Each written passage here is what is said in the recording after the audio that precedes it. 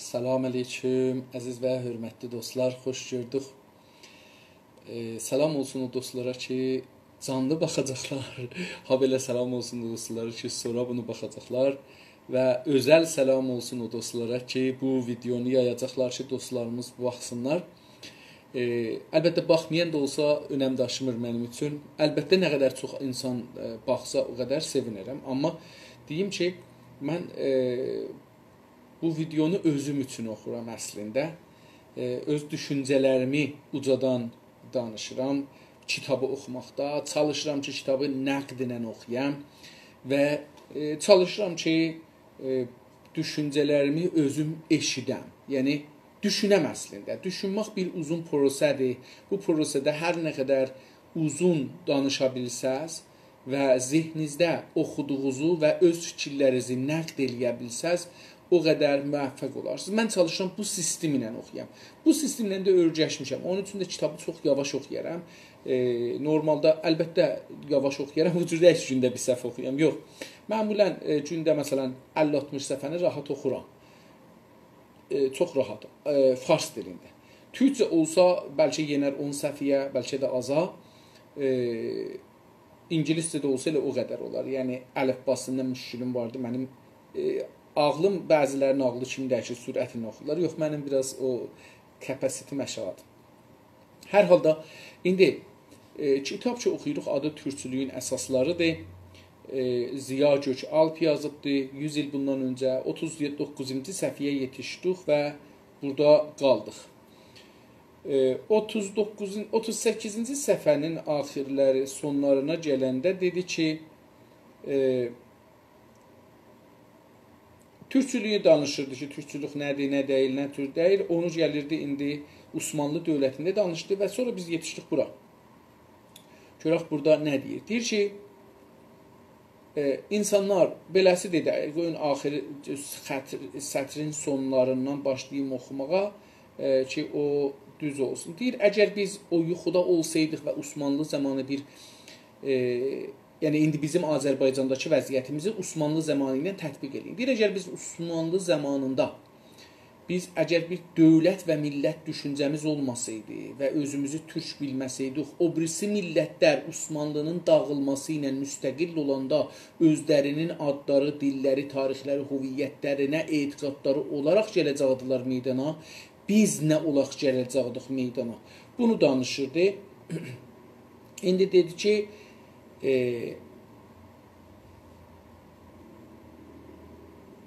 əcəba, madam ki Osmanlı yıxıldı, bunu yazdı, bizim artıq heç bir milli umudumuz, heç bir politik əməlimiz qalmadı mı? Deyir, indi məsələn İran yıxılsa, biz millətliyimizə, türklüyümüzə inanmasaq, əcəba bizim bir heç umudumuz, bir siyasi düşüncəmiz, bir siyasi sistemimiz olmayacaqmı? Deyəcəkdilər. Deyir, insanlar belə bir olacaqdır. Öncəki türkcülüyə ilgisiz qalan bəzi insaflı Osmanlılar Wilson prensipləri ortaya atıldıqdan sonra türkçülük bizə Osmanlı imperatorluğundan ayrı, özəl və milli bir həyatımız, sınırları etnografiya bilimi tərəfindən çizilmiş milli bir vətənimiz, bu vətəndə öz-özümüzü tam bir bağımsızlıq ilə yönətməkdən ibarət olan milli bir haqqımız olduğunu zamanında bir çoxumuzun zehninə və ruhuna yerləşmiş olmasaydı, bugün halımız nə olacaqdı? Türkçədə mütəəssifanə və bizim yazanlarımızın bir çoxunda, mütərcimlərdə ya çevirmənlərdə də bu iştibah var.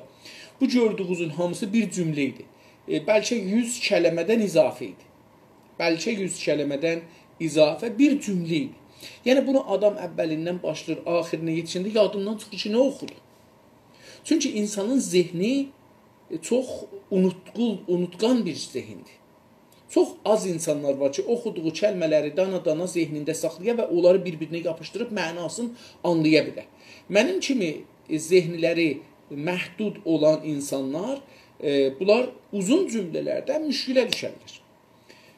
Onun üçün dünyada, xüsusən jurnalizmdə, qərb ölkələrin bir çoxunda əgər cümlə 14 kəlməyə yetirsə, təqribən o cümləni silərlər. O cümlə gərək sına 2 bölünə. İndi bizim mütəəssifanə, mən hətta bunu Türk radiosunda, Amerikanın Türk səsində işləyəndə, Azərbaycan səsində, orada da görürdüm bizim dostlarımız cümlə yazanda bəzən 200 kəlməni bir-birinin dibinə düzürdülər bir cümlə. Bu savadçılıq hesab olur. Yox, bu savadçılıq deyil, bu bəsavadlıq əlamətidir. Hər nə qədər cümlə uzun olursa, savadsızlıq əlamətidir.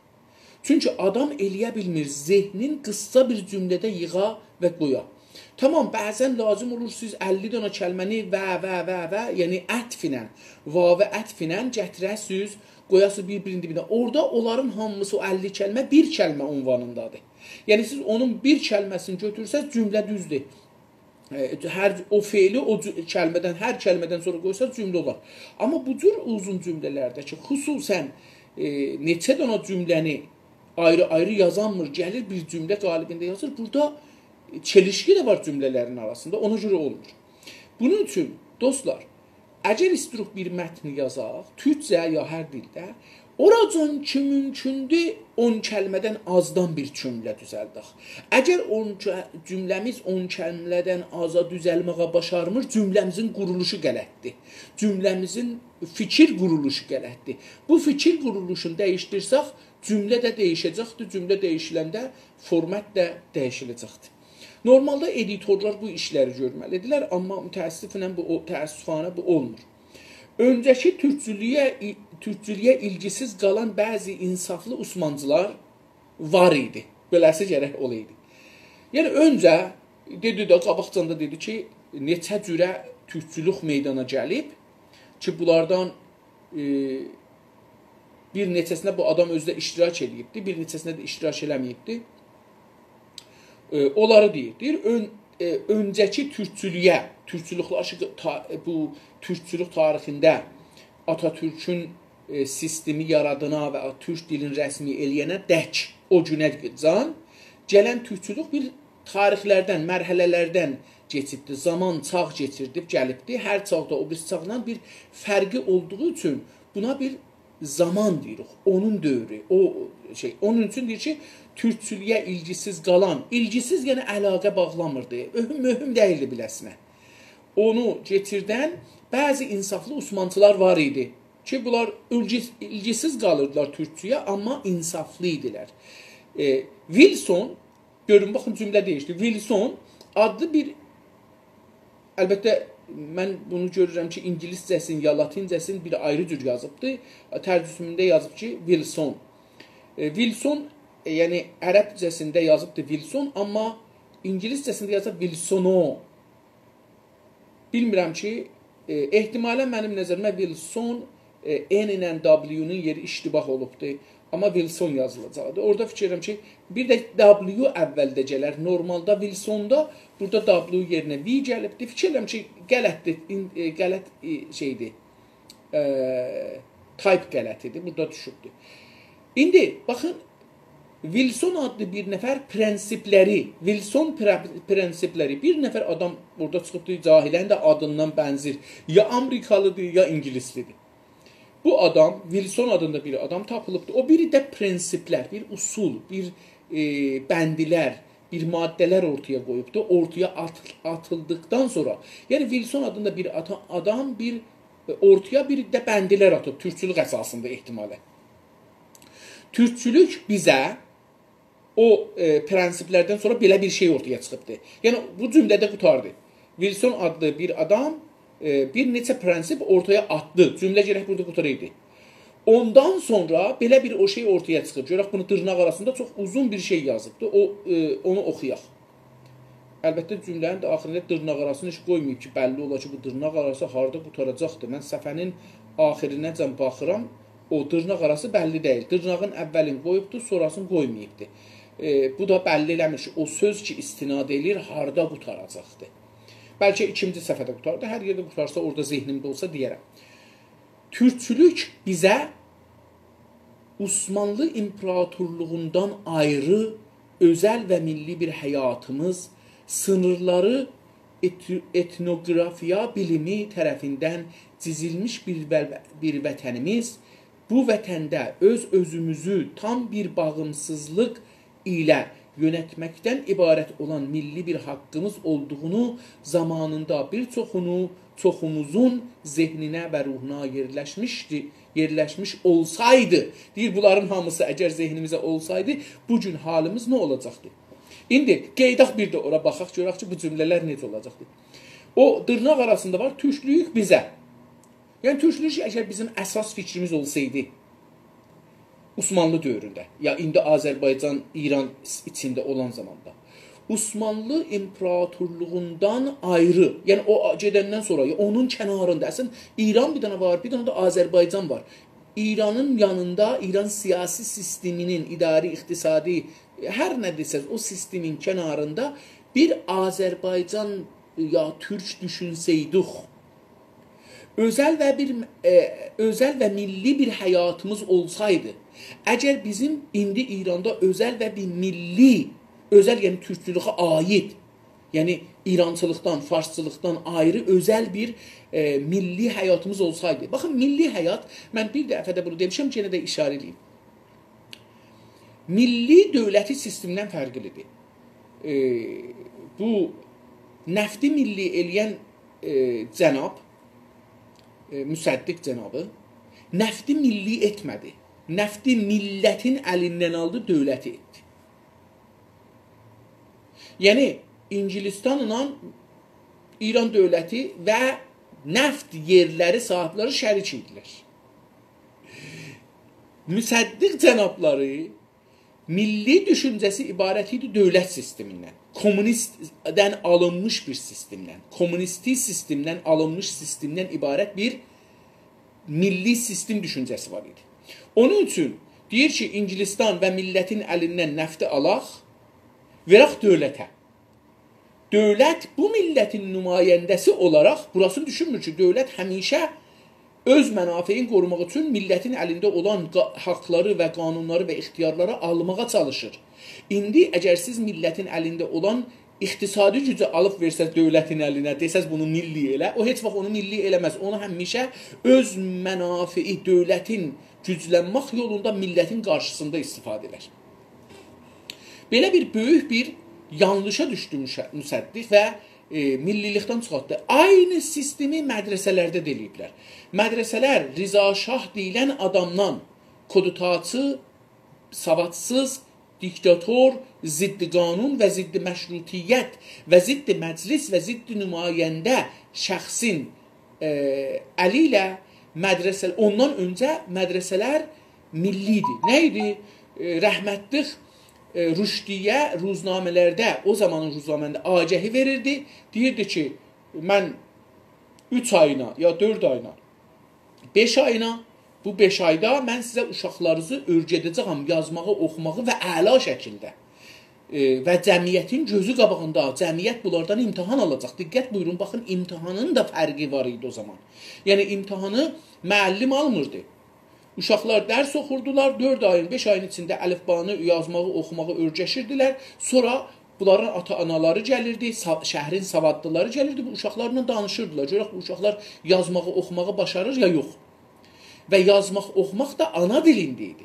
Hər ailə də bu uşağı oxumaq üçün rüşdiyə pul verirdi. Bu mədrəsələrin adı milli idi. Çünki hər kəs öz iradəsi ilə öz uşağının gələcəyi üçün və istədiyi şəkildə uşağı təlim almaq üçün mədrəsəni seçirdi. Məktəb seçə bilərdi, rüşdiyyəni seçə bilərdi. Ya biri ayrı adam da mədrəsə açsaydı, məsələn, ermənilər açmışdılar Azərbaycanda, İsfahanda, o mədrəsələrin birini seçərdi. Fransəlilərin mədrəsi var idi, əgər iştibah eləməsəm, Amerikalıların mədrəsəsi var idi, İngilislərin mədrəsəsi, bunların mədrəsələri var idi şəhərlərdə.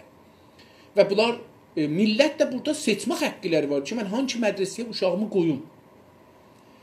İndi burada bir dana İştibah elədilər, yenə gətirdilər mədrəsəni və sistemi verdilər Rıza Şahın əlinə, dedilər ki, sən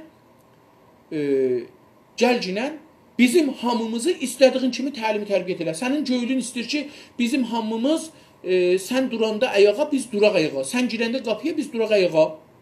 Sən əmir verəndə biz itaət eləyək. Sən əmr elə, biz ölək. Sən nə cür istəyirsən bizi o cür təlim tərbiyə elə. Belə bir sistemin adını qoydular amuzuş pərvəriş milli. İndi bu bunu deyir ki, belə bir şey yoxdur. Bizim İranda əgər özümüzə məxsus, məxsus milli bir həyatımız təlimi tərbiyyətdən ibarətdir, iqtisaddan ibarətdir, siyasətdən ibarətdir, hizbilərdən ibarətdir, mətbuatdan ibarətdir, radio televizyondan ibarətdir, kitablardan ibarətdir. Yaşam sistemimiz öz adab-ı rusumumuzla, tarixdə gələn şeylərimizlə, yaşam bir şeyimizə bir milli deyirik. O şey ki bizim deyir, o qeyri-bicanədir, özgədir, düşməndir hətta. Sınırları etnografiyası bilimi tərəfindən çizilmiş milli bir vətənimiz. Əgər bizim, bu deyir ki, Osmanlı dövründə biz bunu İranda fərz edirik. Əgər bizim İran içində sınırları, yəni mərzlər, sərhədlər bəlli olsaydı, etnografiya bilimi, yəni etnos olur, etnik olur, nəcad, qandan gələn, dildən gələn. Etnografiya, etniki bilimi tərəfindən çizilmiş olsaydı bizim sınırlarımız, yəni bizim millətimiz yaşayan yerdə, hər yerdə ki, Türk milləti İranda yaşır, ora Türk toprağı olsaydı, Azərbaycan hesab olsaydı, ya Türk toprağı hesab olsaydı, milli bir haqqımız olduğunu da bilseydik ki, bizim bir millət olaraq haqqımız budur ki, öz milli həyatımızı yaşayaq, öz milli dilimizi, öz milli siyasətimizi, öz milli hizbimizi, öz milli iqtisadımızı, öz milli bankımızı, öz milli pulumuzu, bunları heç olmasa fikir olaraq düşünsəydik, bir vətənimiz olsaydı bu cür vəziyyətdə, vətənimizi də bilsəydik haradır, bu vətəndə özümüzü tam bir bağımsızlıq ilə yönətməkdən ibarət olan, deyir, əgər bu vətəndə özümüzü tam, yəni kamil, %100 özümüzü tam bağımsız, müstəqil bir vəziyyətdə yönətmək yəni idarə sistemi, idarə etməkdən, müdiriyyət etməkdən, yəni idarə sistemimiz olsaydı, bir milli haqqımız olduğu zamanında, belə bir milli haqqımız olsaydı, o zamanda bir çoxumuzun zehninə o zamanda indi bizim bir çoxumuzun zehnimizə bunlar gəlir, bunlara danışırıq. Bizim niyə bankımız yoxdur, niyə maliyyat idarə bizim deyil, niyə sistemi idarələr bizim sistemimiz deyil, amuziş bizim sistemimiz deyil, danışqah bizim sistemimiz deyil, dil bizim sistemimiz deyil. Bunların hamısını deyirik. Niyə bizim toprağımızı bölürlər? İndi biz bunları düşünürük. Deyir ki, o zaman, Osmanlı zamanı bizim bir çoxumuzun zehninə və ruhuna yerləşmiş olsaydı, bizim o zaman, indi də bizim İranda, İran farslar hakim olan sistem zamanında bizim zehnimizə və ruhumuza yerləşmiş olsaydı ki, bizim belə bir haqlarımız, belə bir hüququmuz vardır, bunda bugün halimiz nə olacaq idi? Bugün ki bir gün ki İran hakimiyyəti dağılacaq, onda bizim halımız nə olardı? Onda bizim hazırlığımız olardı hökuməti qurmağa. İndi, məsələn, nümunə, baxın, İndi biz çıxırıq rahpeymalığa. Eyni fikrin pişəvəri dövrəsidir. Pişəvəri çıxıb xiyabanda rahpeymalıq eləmədi. Birinci hərəkətdə padqanları aldılar. İdarələr aldılar. Heç kəsi də öldürmədilər. Yəni, siz deyin bir dana ərkeşin fərmandahini öldürdülər? Yox. Siz deyin bir dana jandarmeri öldürdülər? Yox. Siz deyin bir dana qəzzaq öldürdülər? Yox. Siz deyin bir dana şəhrəbani məmuru öldürdülər? Yox. Siz deyin bir dana saxtımana od yandırdılar? Yox. Çünki bunlar bizim malımızdır. Bunlar bizim adamlarımızdır. Bunlar bizim evlatlarımızdır. Hər kəs dedilər, birinci şeydə dedilər, haraları biz almalıyıq. Töküldər rahpeymalıqda onları aldılar. Silahı getirdilər, onun arxasıcan da fədai təşkil verdilər. Hər kəsin əlində silah var və Azərbaycan yolunda savaşmağa, ölməyə hazırdır, silahlansın və fədai olsun. Demədilər bunlara biz hüquq verəcəyik. Yox, bunların yemaklarını tapmaq özü zor idi. Zor idi, çünki biz sistem deyildik ki, pişəvəri sistem yapmamışdan onu başladı. Sistemi, inqilabçılar sistemi hazırlaya bilməzlər. İnqilabçıların ən çox mühümü, ya istiqlalçıların ən çox mühüm vəzifələri budur ki, bir dənə siyasi təşkilat qurarlar, o siyasi təşkilatla insanları ora qaçqınları, insanlar işi əlaqələri var. Bu yolda ölələr və öldürələr. Bunları cəzb eləyərlər, onların yemaqların, giymaqların və sağlıqların saxlayırlar və əllərinə silahı verib, o silahı savaşmaq gücünü onlara verərlər və silahı kamil verərlər. Yəni silahın lazım qədər fişəngi ola ki, onlar savaşalar. Və onlar şəhid olsalar da orada qoyur qaçır. Yəni bu cür deyil ki, fikir eləyəsiniz ki, şəhidi götürəcəkdir bir istiqlalxah özü ilə daşıyacaq, aparacaqdır. Bu imkan da yaranmır. Bunu həm o savaşan bilir, həm savaşa gətirən bilir. Bilir ki, bu yol belədir. Bilir ki, bu yolda mən rəxtxabım olmayacaq, yəni yatağım olmayacaq, yorğan döşəyim olmayacaq ki, yağın üstündə yatam. Bilir ki, mənim paltarım az olacaqdır. Bilir ki, mən əhliyalım əgər varmışsa onları görənməyəcəm. Bilir ki, mənim əgər əhliyalım tutulsa, mümkündür girovdan tutularım, mümkündür edam olalar məndən ilgiləri olduğu üçün. Bunları bilə-bilə hərəkətə girəcəkdir. Dünyada bir hərəkət tapanmazsınız ki, bunları olmamış girə. Yəni, bunları bilməyə deyə mən girirəm hərəkətə. Məsələn, mənə hüquq verəcəklər. Bu bir yanlış fikirdir. Fikir eləyəsiniz ki, mübarizlər girərlər, Əlcəzairin mübarizləri girdirər, mübarizə edirlər, əvvəl girər dövlət pul verər, biz tutulduq, bizim ailəmizi saxlayar, biz... Yox, bu cür bir şey yoxdur. Çünki o hərəkət öz əyağında durmağa ən mühüm gücü bu olacaqdır ki, eləyə bilə silah, savaş silahı, imkanatı, paltar, dava dərman və potun və yemaq. Bunları düzəltsə, o hərəkət özü böyük bir təşkilatdır, böyük bir sistemdir. Və bilirik ki, bu bir dövlət kimi bir sistemdir. Amma bunu da bilək ki, dövlət intizarımız olmasın bundan. Bunun o qədər gücü olmaz ki, məsələn, bir də işləri ki, insanlarımız düşünə bilərlər, onları görsün. Yox, dövlət deyil. Hər halda bu bir qaçaq, o məmləkətin içindəki savaşırlar, onun ziddinə savaşan qaçaq və hətta onlar terrorist bunları adlandıra bilərlər. Məsələn, indi Azərbaycanda, ya Ərəbdə, Ərəbistanda, ya Əl-Əhvazda, ya Bəluçistanda, ya Türkmən Səhrada, ya Kürdistanda fikrin ki, insanlar panfarslar və paniranistlər əleyhinə silah götürələrlərini. Mümkündür ki, mümkündür yox, dövlət onları, hakim sistem onları terrorist eram eləyəcəkdir. İndi, əcəba biz ki, Türküq və özümüzün də silahlı gücümüz var ya yox, Kürdləri, Ərəbləri, Bəluçları, Türkmənləri ki, əllərinə silah götürüblər, farslar kimi terrorist deməli yox deməli deyil. Bunu gərək biz aydın düşünək. Çünki əgər biz standartımız 2 olsa, sabahları biz də silah götürsək, biz də terrorist hesab olarıq. Bunun üçün terrorist məsələsi iki tərəfli bir hərəkətdir. Dövlətləri ki, istəyirlər, güclərini saxlayırlar, millətlərə haqq verməyələr, onlar gəlirlər, terrorist elan edirlər. Özümüz ki, istirik haqqı sahibi olaq, biz özümüz haqq sahibi bilirik, vətən sahibi bilirik, biz terrorist hesab eləmirik özümüz. Və bəzi dövlətlər əgər bizdən himayət edirlər gizli ya ələni, onlar da bizi terrorist saymırlar. Bunun üçün görürsünüz dünyada, məsələn, Bəşşar Əsəd, İran bir iddəni terrorist deyir, Ərəbistan bir iddəni terrorist deyir, İran onları təyid edir. Ərəblər onları rədd edirlər, terrorist deyirlər, İran onlara terrorist demir. Onları fədai filan bəhman deyir. Mücahid filan deyir. Hər halda, indi biz əgər bu sistemi düşünsəydik, görün bugün halımız nə olacaq idi? Deməyə başladılar. Bunu deyir ki, insanlar, indi gərək burada sual əlaməti qoyubdur. Sual əlamətindən sonra gərək o iki dırnağı qoyaydı, bəlli oluyor ki, burada qurtulurdu. Çünki nə olacaqdıdan sonra deyir ki, deməyə başladılar. Yəni, insanlarımız öz-özlərinə dedilər ki, əgər bizim ayrı özəl bir həyatımız olsaydı Osmanlıdan, Farslardan, İran, paniranistlərdən, əgər sınırlarımız və millət əsasına coğrafiyamız və mərzilərimiz bəlli olsaydı, əgər milli vətənimizdə olsaydıq, əgər özümüzü idarə eləsəydik, əgər haqlarımızı zamanında düşünsəydik, zehnimizdə olsaydı, bu günləri bizim fərqli düşünərdik, fərqli rəftar edərdik. Burada gəlib o iki dırnağı qoyuydu.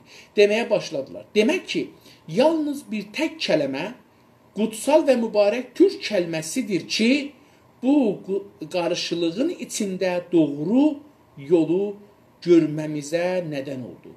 Deyir, pəs demək ki, belə düşünək, belə nəticə alaq. Demək ki, belə sonuca çatırıq ki,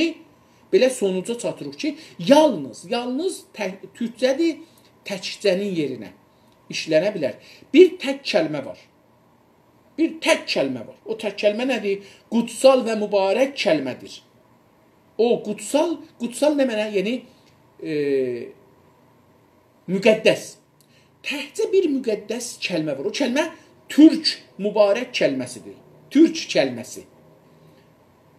O mübarək və qutsal kəlmə türk kəlməsidir. Türk sözüdür. Kəlmə ərəbcədir, söz türkcə. Bu qarşılığın içində o vəziyyətdəki Osmanlıya indi İran vardı, hakimiyyətdir, bizim zehnimizi qatışdırıblar, zehnimiz müstəmirə olubdu, düşünə bilmirik bəzi şeyləri, ya istəmirik düşünək, ya qorxuruq düşünək, ya düşünürük, amma dilə gətirənmirik, yazanmırıq, danışanmırıq, deyənmirik, əməl eləyənmirik. Bu qarşılığın içində doğru yolu görməmizə nədən oldu? Türkçülük ha. Bu qarşılığın içində o türk kəlməsi, o müqəddəs türk kəlmə bizim doğru yolu, düz yolu görməmizə səbəb oldu. İndi bizi istəyirlər zehnimizi qarışdırırlar. İranlı, indi bunların içində pan-İranist var, pan-farsist var. Bunlar Azərbaycanlı, İran Azərbaycanı, Azəri, Azəricə. Bu sözlər bizim zehnimizi qarışdırmağa çalışır və bizi düz yoldan çaşdıra bilər. Amma biz Türkəm, vətənim türk, millətim türk, ya vətənim Azərbaycan, əlbəttə vətənim Azərbaycan deyəndə, məsələn, Tehran çıxırıq ki, qırağa. Tehranı çıxmamalıyıq qırağa. Çünki Tehran bizimdir. Tehran bir kənd də deyildi. Dağın dibində bir çox kiçik bir yer idi. Biz oranı paytaxt seçmişik Qacar dövründə. Oranı indi şəhər əgər olub, onlar biz eləmişik. Bizim dədələrimiz eləyibdi. Biz bunu rahatca verməməliyik. Bilirik ki, Ustani mərkəzi dedikləri bir yer, yəni Kərəc mərkəzli, Əraç Ustani, onun da adı nə idi? Ustani mərkəzi. Bağışlayın, onun adı Ustani mərkəzi oldu, Əraçın adını nə qoydular bəs onda? Bunlar hamısı bizim torpaqlarımızdır. Əraç türkdür. Kərəc türkdür. Kərəcdə ayrı adamlar da var. Necə ki, Urmiyədə, Təbrizdə Kürd də var, erməni də var. Asuri də var. Bunlar bizim vətəndaşımızdılar. Amma türk deyirlər. Onlar ayrıdılar. Amma vətəndaşımızdılar. Necə ki, Tehrandakı farslar, şimalilər, ərəblər, bəluçlar, kürdlər, kərəzdəkilər, əraçdakılar, Qəzvindəkilər, Həmədandakılar, bunlar bizim vətəndaşlarımızdılar. Türk olmayanlar. Amma ora bizim toprağımızdır. Ora bizim vətənimizdir və ora türk toprağıdır. İndi biz bunları gərək indidən bilək. İndidən bunlar üçün hazırlaşaq. Heç olmasa fikir sahəsində, düşüncə, danışıq sahəsində.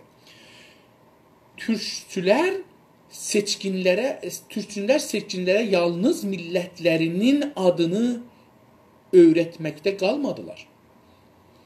Türkçülər deyir ki, insanlar, diqqət buyurun, bu çox zərif bir məsələdir.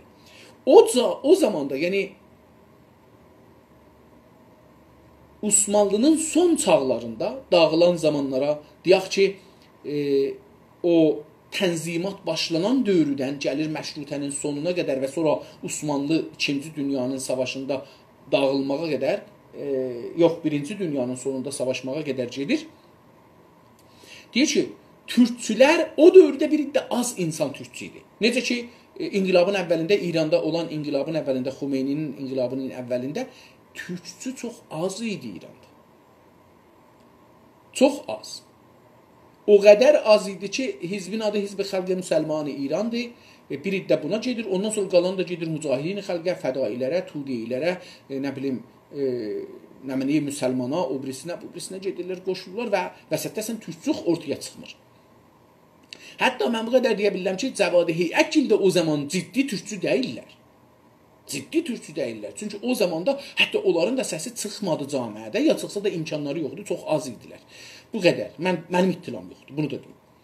Türkçülər o zaman, indi fərz edin ki, İranın içində, fikrin ki, Osmanlının dövrü son zamanlar çağlarıdır və içəridə bizlərin bir tədadımız Azərbaycanda, Türkəmən Səhrada, Tehranda, Kərəcdə, Əraçda, Qəzvində, Həmədanda, Zəncanda, Qərbi Azərbaycanda, Şərqi Azərbaycanda, Urmiyədə, Qəşqaistanda, Türkmən səhrada, Xorasanda, bu şehridə biz türkçülər var. Amma sayımız azdır. Çünki niyə? Baxın, elmi türkçü deyil o. Biz ehsasi türkçüyük. Reaksiyonər türkçüyük. Yəni biz əksül əməl bais olubdur ki, biz türkçü olmuşuq. Düşüncə üzü ilə çoxumuz türkçü olmamışıq. Kitabları oxuyub türkçü olmamışıq. Zehnimizdə o İrançılığı dağıdıb türkçü olmamışıq. Bəlkə bir əksül əməl əsasında çoxumuz türkçü olmuşuq. Onun üçün türkçülərin sayı azdır. İndi o az türkçülər seçkinlərə yalnız millətlərinin adını öyrətməkdə qalmadılar. Deyir, bu fəqət millətə demədilər ki, sən Azəri deyilsən. Sən fəqət Azərbaycanlı deyilsən. Sən İran Azərbaycanlısı deyilsən. Sən türksən. Bu türk adını öyrətməyi bu türkçülər deyir, fəqət bunlar seçkinlərə, o savadlılara, ustad danışgahlara, danışçulara, mollalara bunları öyrətmədilər. İdarədə işləyənlər fəqət bunu öyrətmədilər, sən türksən. Day nə öyrətdilər? Onlara millətin gözəl dilini də öyrətdilər. Bəlkə o seçkinlərə ki, fars danışırlar, fars yazırlar, fars düşünürlər. Mən özüm də deyim, baxın, mən cədvəl-i zərbi deyəndə fars deyirəm. Telefonu deyəndə fars deyirəm. Bəzi ədədləri cəm eləyəndə fars deyirəm. Tarixi oxuyanda fars deyirəm. Tarixi ədədlə oxuyanda fars deyirəm. Bəs mənim zihnimdə hala nə var? Farslılıq var. Yəni, əgər mən farsını rahat danışıram, rahat oxuya bilirəm, bu yəni mən hələ farsam. Mən panfarslıq mənim zehnimdə var. Bunu etiraf eləməkdən də qorxmayaq. Çünki bunu etiraf eləməsək bilməyəcəyik ki, biz panfars mərəzinə mübtəlayıq. Biz düşmənimiz kimi fikirləşirik, düşmənimiz kimi düşünürük, düşmənimiz kimi rəftar edirik, nəticəsi düşmənimizin mənfəətinədir. Biz bunu düşünməliyik. Deyir ki, bu millətə öz dilində yazmağı, danışmağı, deməyi də öyrətdilər. Baxın, öz gözəl millətin gözəl dilini də öyrətdilər. Yəni, millətin gözəl dili hardan bilərik gözəldir? O zaman ki, yazaq, oxuyaq, danışaq və onda düşünə bilək. Yuxularımızı onda görə bilək. Əgər yuxumuzu farsca görürük, əgər aşiqanə danışanda farsca danışırıq, əgər istəyirik biri ilə zərif danışaq, şuxluq eləyək, farsca deyirik, yəni biz türkçü deyirik. Yəni türk olmamışıq. Yəni hala biz panfarsuq, bizim beynimiz doludur panfarslıqla və biz hələ feylən beynimiz müstəmirədir panfarslığa və paniranıslığa. Əgər mən İran yolunda, panfarsın mərzləri yolunda, onun dövlətin qorumaq yolunda bir Azərbaycanlı ölür Kürd əli ilə və mən onu şəhid tanıram, yəni mən hala beynimi kirayə vermişəm panfarslılara, paniranistlərə. Yəni mən hala panfarsam, paniranistəm. Hə, türkü adında yazıram. Azərbaycan şəhidləri, eyvay cıracağam özümü, mənim tüm qonşumdur, ya hətta oğlumdur. Yox, baxın, bunu ayıracaq. Azərbaycan və türkçülük yolunda ölən, tutulan, İran və panfarslıq yolunda bilə-bilə ya bilməyə-bilməyə tutulan öləndən fərqlidir. Biri paniranizmin, panfarsizmin şəhididir. Biri Azərbaycanın mübarizi və şəhididir. Türkün mübarizi və şəhididir. Bu iki dənə yol fərqlidir. Mənim mümkün oğlum tutula, ölə. Əgər panfarsist Kanadada tutula, Kanada yolunda ölə. Bu üçün türkdür, Azərbaycanlı və türk deyil ki. Bu Kanada yolunda öldü.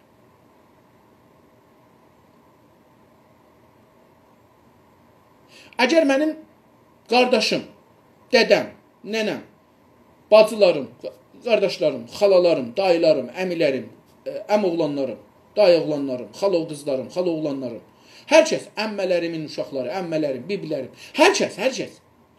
Əgər bunlar Azərbaycançılıq və türkçülük yolunda tutulursa, şəhid olursa, bu Azərbaycan və türkün, Azərbaycanın və türkün şəhididir, zindanisidir.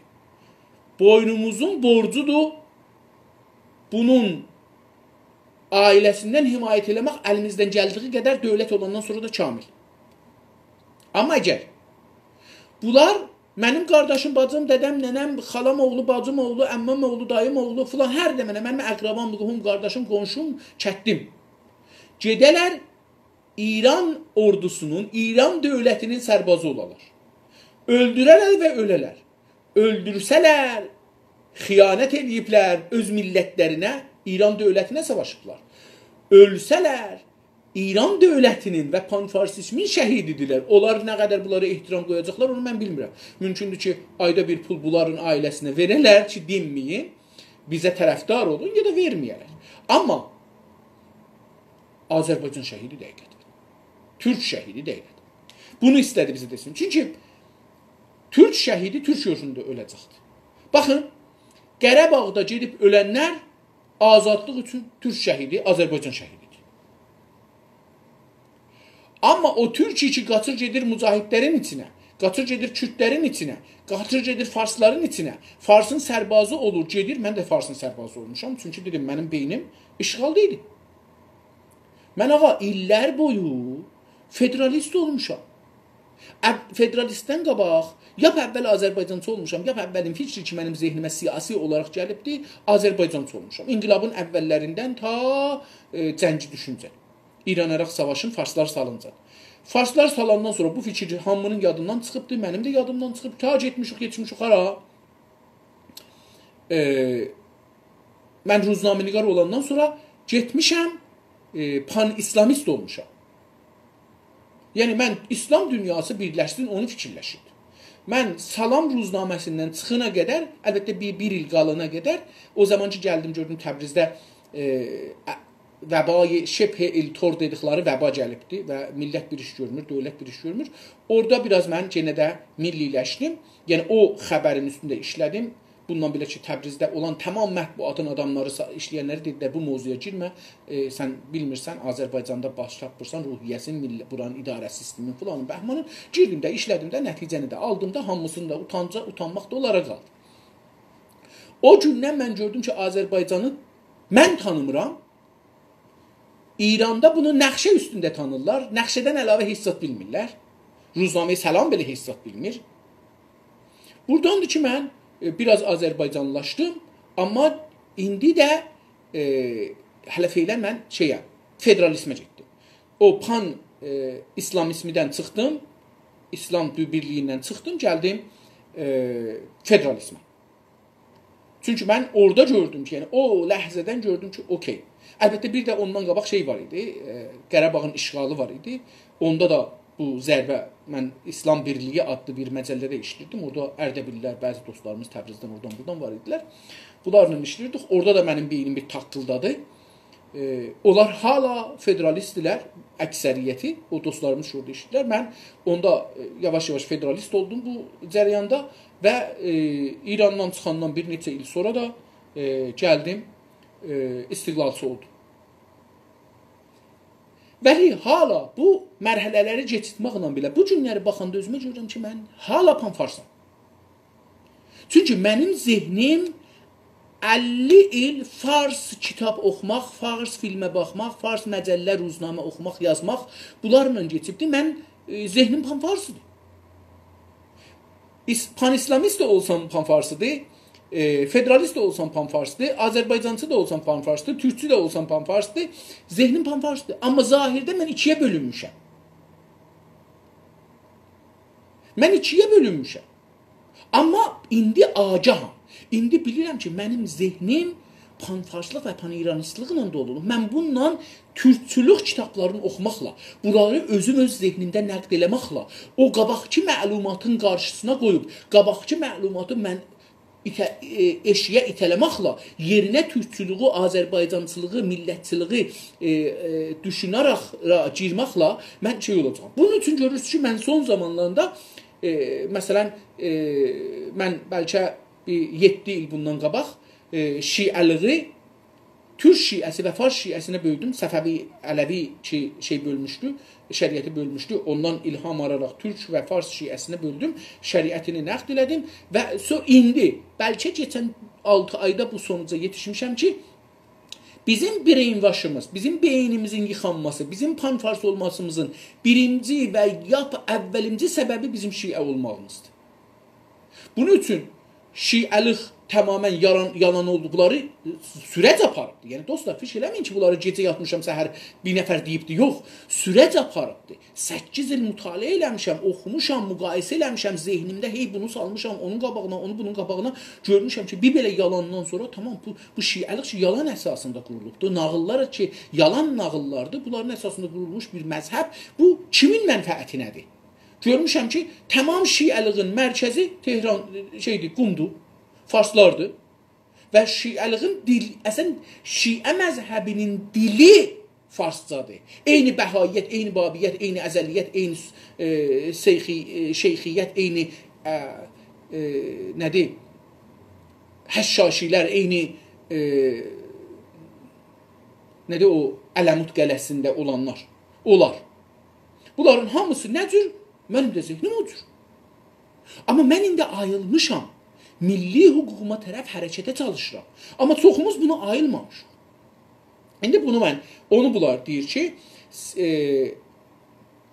türkçülər seçkinlərə, təhsilkərdələrə, ustadlara, fövq lisanslara, doktorlara, döktürlərə, mühəndislərə, vəkillərə, idarədə işləyən insanlara, müdirlərə, müavinlərə, karmətlərə yalnız millətlərinin adı ki, türkdür, onu örgətmədi ki, haray mən türkəm.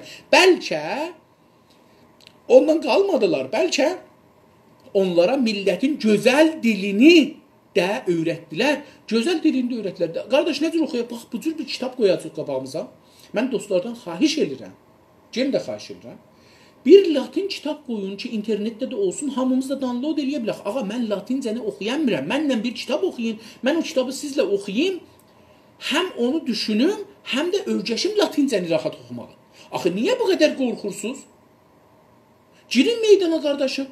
Türkiyədə dərs oxumsan, lisans, fövq lisans, doktora almışsan, danışıqda dərs verirsən, gəl gündə 1 saatda vaxtı qoy Azərbaycana, vaxtı qoy İranda yaşayan türklərə, denən, ağa, özdə gözləmə sənə 100 nəfər qulaq assın.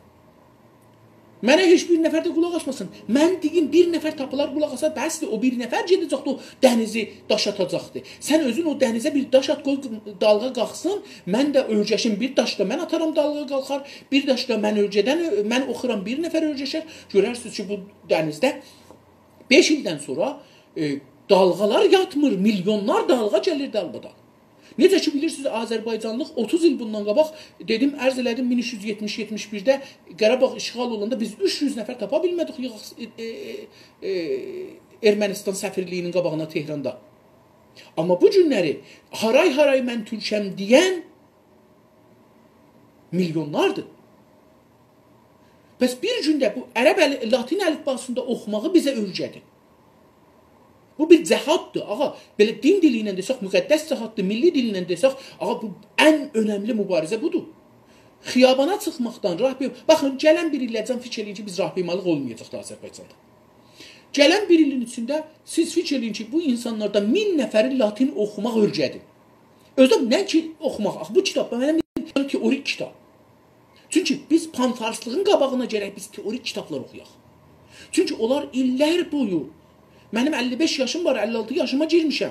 55-56 yaşına can mən hala bu günləri farsı kitab oxuyuram. Əgər gedirəm sosial şəbəkələrdə farsı bir şeylər yazıram, oxuyuram. Yəni hala mən panfarsizmin xidmətindəyəm. Bizi buradan, bu göldən, bu batlaqdan bizi çıxartmaq lazımdır. Kim çıxadacaq bizi? Mənim əlimi kim yapacaq məni buradan çıxadacaq? Ya latində, Türkiyədə, Türkmenistanda, Qəzzalistanda filan latincə, türkcə kitab yazılıbdır və bu teorik fəlsəfidir. Gəlin bunu oxuyaq, həm siz həm fəlsəfə öyrəşin, həm nəqd öyrəşin, həm də tarix öyrəşin, həm də latini oxumaq öyrəşin ki, eləyə biləsiniz, türk dünyasına yapışasınız, fars dünyasından qırılasınız.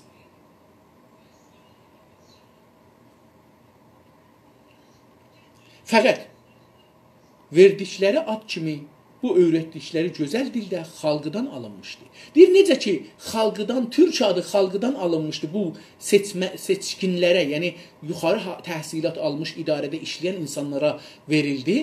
Eyni halda bu öyrətdikləri gözəl dildə xalqıdan alınmışdı. Əlbəttə, mən bunu nəqd elədim bir ayrı cəlsədə ki, Atatürk dövründə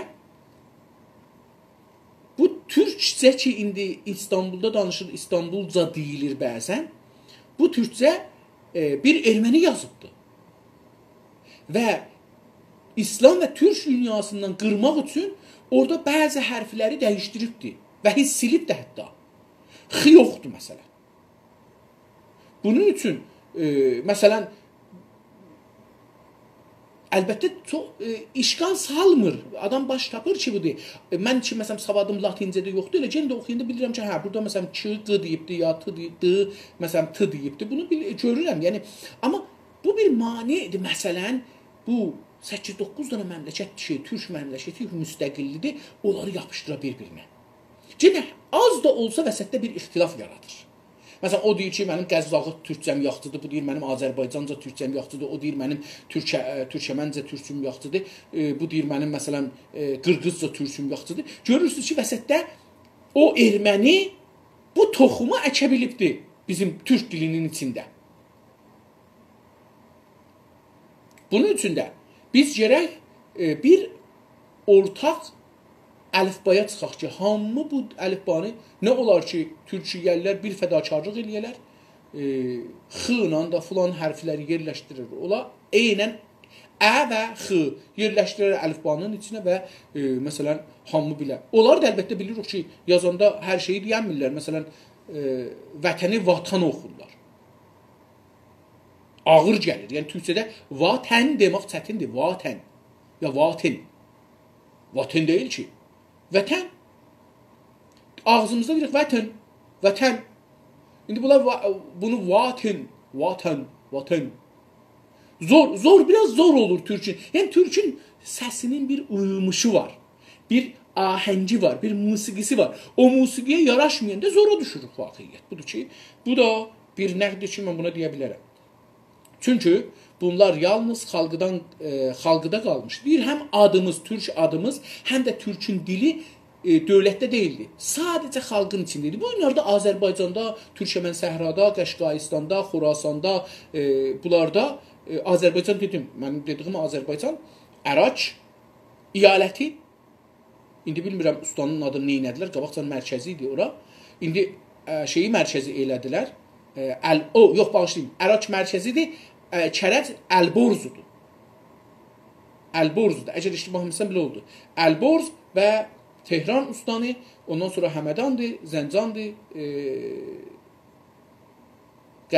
Qəzvindir, Azərbaycanındakı Ərdəbil də onların içindədir. Bunlar deyir ki, biz bu millətdən alacağıq.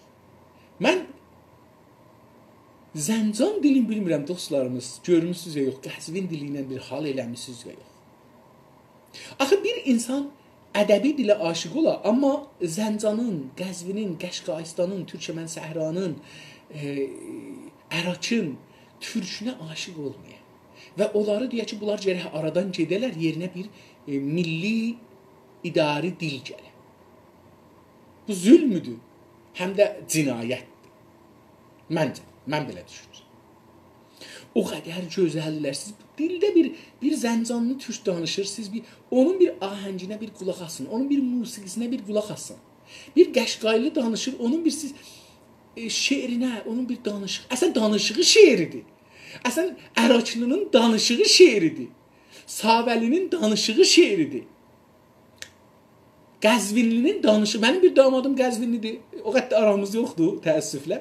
Amma Qəzvinliləri mən dilin aşığıyam yəni. Mən türk dilidir, ağa türk dilidir.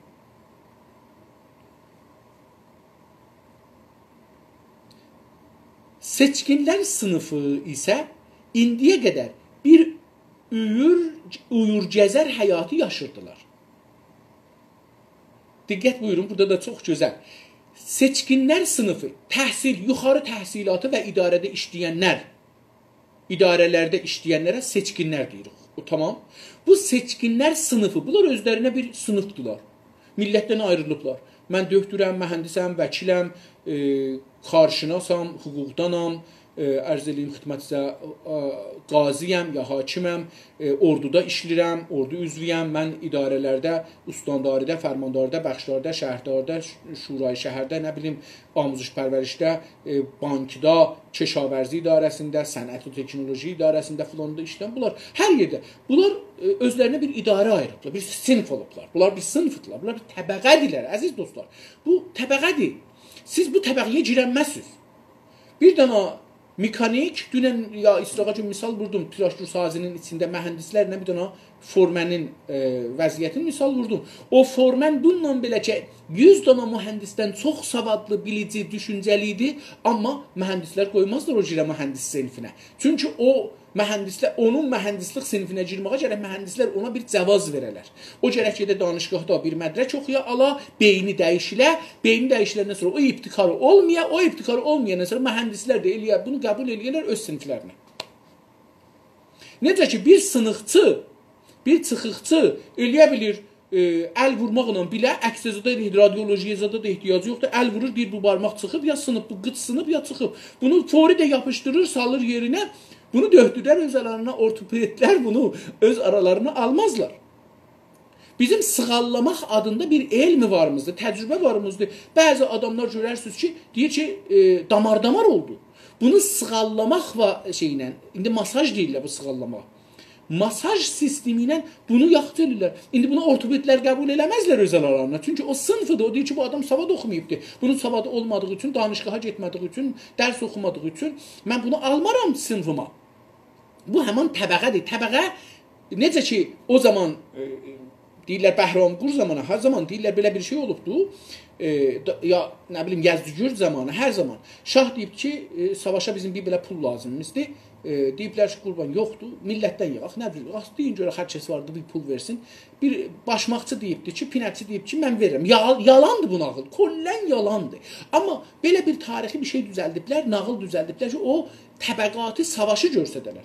Bu adam gəlib deyib ki, qurban, icazə versəz, mən bir şərtinə sizin ordunuzun xərcini verərəm. Nə şərti? Mənim də oğlum dərs oxusun. Öldürüblər adamı. Sənin oğlun dərs oxumaq, təbəqə belədir, yəni təbəqə özün qorur. İndi döhdürlər, mühəndislər ki, dadgahlar, baxın, dadgah-ı vicə-i ruhaniyyət var, dadgah-ı vicə-i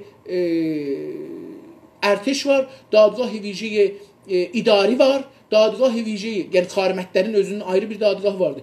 Dadgah-ı vicə-i döhdürlər var, bilirsiniz ki, məsələn, döhdürləri məmuli dadgah mühakim eləməz. Bunların özlərinin bir şeyləri var. Bir mühəndislərin də özlərinin bir təşkilatları vardır. Ki, onlar gəraldı, özləri mühakim eləyərlər. Bu, təbəqələri müdafiə eləmək sistemidir. Bunun üçün mən mütəqidəm, bu günkü dünyada, hətta bu günləri Kanadada, Amerikada təbəqələr kamilən işləyirlər, təbəqələr çox ciddi mənafiələrin qorurlar və bir dənə də təbəqə var, bunların hamısını eləyə bilir, ixtiyarını alsın, o da sərmayələr təbəqəsidir. Mən bu günləri çox danışıram, zahirən ki, kitabımızı yavaş gedirik qabağa, sürətliyim biraz. Gerçək kişiliyi türk olduğu halda, bağışlayın, deyir ki, seçkinlər sınıfı da, təşkilatı da indiyə qədər, bu günə qədər bir uyur-gəzər sözünə diqqət edin. Uyur-gəzər, İranda deyirlər ki, xabro. O adam ki, yuxuda duranlar yuxulu halətdə gedər, hətta xiyabana, bəzən maşına minər, bəzən gedər, evdə bir şeylər götürər, yiyər, orada da gələrdə yatar. Bu adama uyur-gəzər deyərlər türkcə. Deyir ki, o sınıfdır, o yuxarı təhsilatı almışlar, idarədə işləyənlər, idarə sistemində işləyənlər uyur-gəzər hali içində yaşırdı. Yəni, onlar uyur-gəzər həyatı yaşırdılar. Yəni, elə bir ki, bunlar yuxuda idilər, yuxuda dolanırdılar. İndi bunları bir nəfər yavaş ayılda, bunları silli ilə ayılsan, şok deyər bunlara. Əlbəttə, bizi gərək silli ilə ayıldalar, amma uyur-gəzər kimi iki kişilikləri var idi. Uyur-gəzər kimi, yəni elə bir ki, o uyur-gəzər insanlara tay iki şəxsiyyətə mübtəla idilər. eşkizofreni deyirlər, nə deyirlər bu rəvanşünassda? Bu cür bir mərhələlik var. Ağa biz iki şəxsiyyətli, doğanə şəxsiyyətimiz var. İki şəxsiyyətli bir insanlar idik. Ağa, mən həm əvvəl İranlıyam, sonra Azərbaycanlıyam.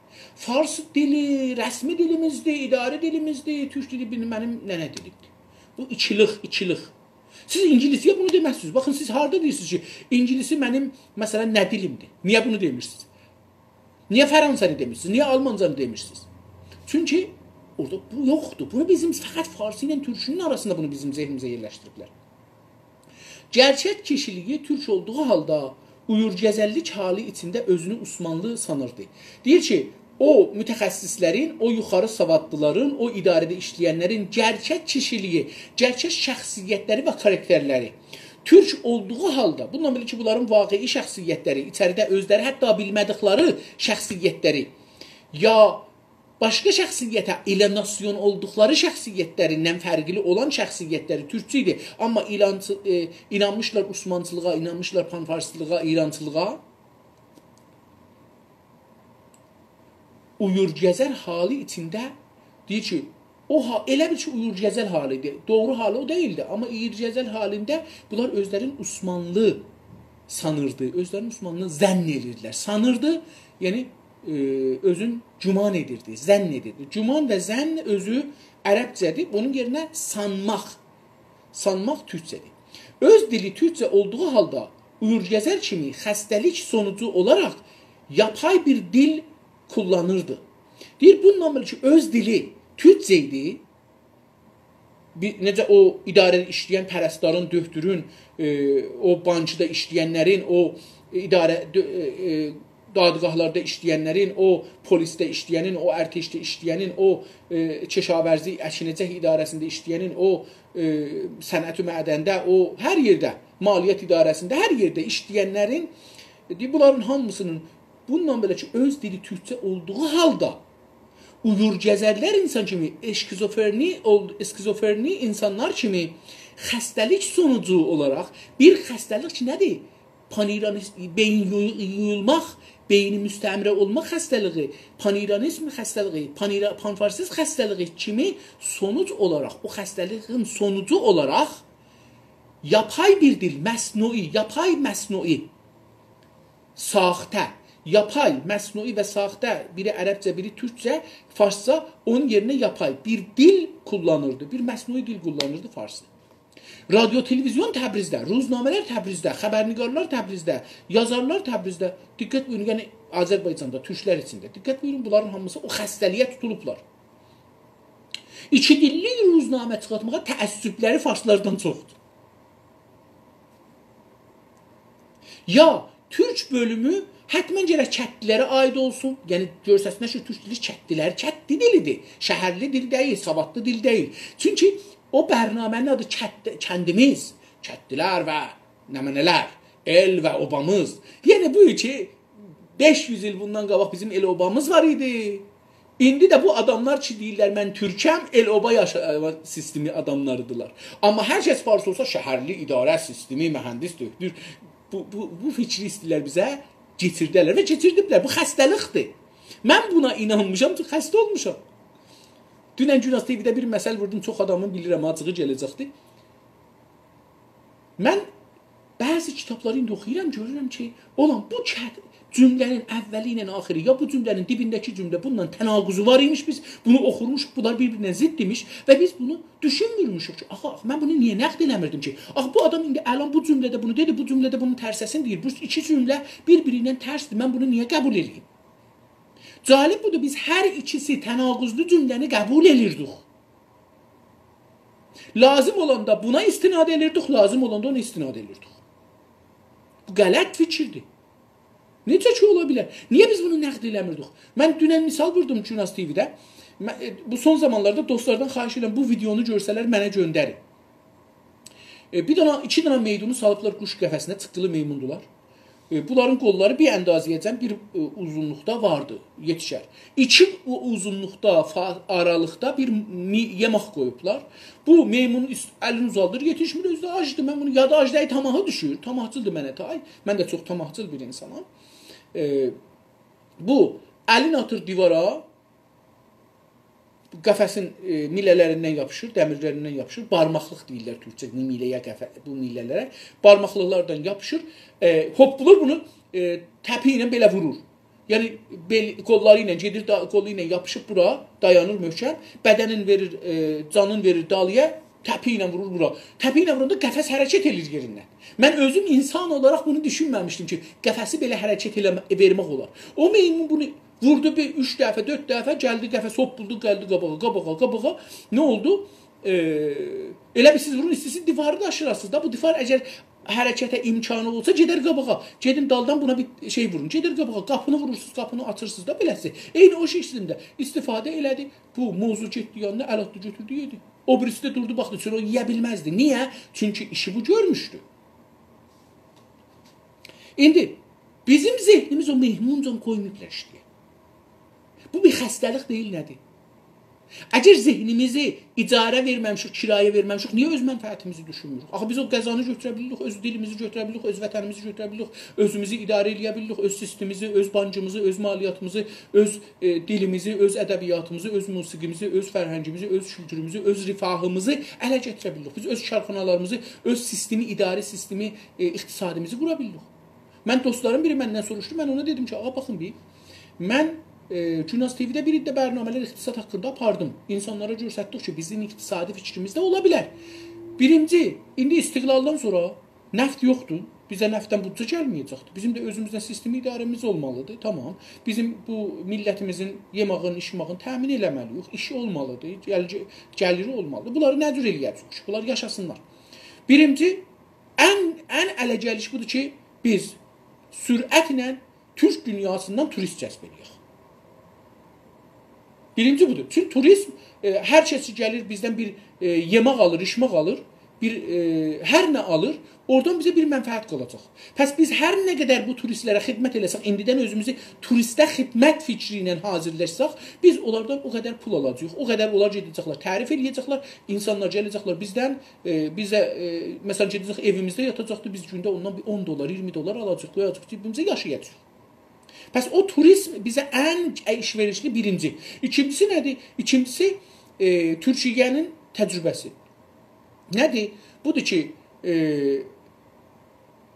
xarici şirkətləri deyək gəlin, bizim Urmu gölümüzün və şəhərlərimizin və kətlərimizi abad eləyin. Hər kəs buranı abad eləsə, məsələn 5 il, 3 il, 10 il maliyyat verməyəcəkdir. Bunu da satacaq xaricəlilərə və dövlətlilərə. Hər kəs gəlir gəlsin, ərəb, türk, şərt, hər kəs gəlir gəlsin, buradan torpaqda alsın. Hər kəs də burada 3 il, 5 il qalsa, amma gəliri eşikdən olsa, biz buna vətəndaşlıq verəcəyik. Burada da məsələn biz həm sürətlə o evlər tikilmək üçün, o xiyabanlar çəkilmək üçün, o şəhər imkanatı düzəlmək üçün bunlara karxanalar işə düşməlidir. Karxanalar işə düşsə bunlar karger almalıdır. Karger oradan pul qazanacaq. Pul alanda o işsizlik aradan gedəcəkdir. Və burada məsələn fikir eləyin ki, biz 5 ilin içində 1 milyon dana ev düzəldək, öz ehtiyacımıza cavab verildiyindən əlavəsində xaricələrə satırıq və onlar məsələn hər evi satırıq 100 min dolara. Və bu 100 min dolardan bunlar gəlirlər, burada işləyir, gedir məsələn xaricədə işləyir, gəlir burada xərcləyir və bu bizim iqtisadımıza pul gəlir buradan. Bu da ikinci. Yəni xarici şirkətlər sərmayə qoydular, xarici adamlara satdıq, pul gəldi və bu bizim torpaqlarımızda iş yaraldı. Bu da bir yoldur. Bir ayrı yol, xarici böyük şirkətlər gəlsinlər bizim şirkətlərimizdə karxana, şirkət qoysunlar. Bunlar maliyyatdan 2 il, 5 il, 10 il muaf olsunlar və amma dəstmüz ki verəcəklər, insanlar ki gəlir verəcəklər, bu gəliri dövlətimiz təyin eləyəcəkdir ki, məsələn Türkiyədə buna deyirlər ki, əskəri ücrət, dünyada da bunlar deyirlər minimum wage, yəni ən aşağı gəlir. Ən aşağı gəliri dövlət hər il, ya hər ay, ya hər 6 aydan bir təyin eləyəcəkdir bizim təvərrüm və imkanatımızın vəziyyətinə bağlı. Bunun üstündə təyin eləyəcəkdir. Xaricəlilər də burada gəlsin, sərmayə qoysunlar, iş yaratsınlar və bu işlər bizim işdə işlənsin. Onlar da 5 il, 10 il muaf olsunlar, amma bizim də işimiz olsun. Yavaş-yavaş beləsi biz gedəcəyik qabağa və gedəcək qabağa. Bu ki biz orada gətirək damdarı, kişavərzi eləyək. Bizim Azərbaycanımız yarı quraqlıq bir yerdir. Yəni çox suluq yer deyil. Avropa kimi, Türkiyə kimi deyil ki, ildə neçə metr yağış yağır. Bizim Azərbaycana da yağır məsələn ildə 60 sant, 70 sant. ya 120 sant, ya 150 sant. Bu qədər yağış yağır və onu da çoxunu mütəəssifانə saxlayamırıq. Yəni bizim kəndlilərimiz milyonlar ildir bu torpaqlarda yaşırlar. Hala məsələn bu bilmirlər ki, nə cür edək, sel gəlib bizim bu su yağıb sel olmasın. Bunu başarmırıq hala.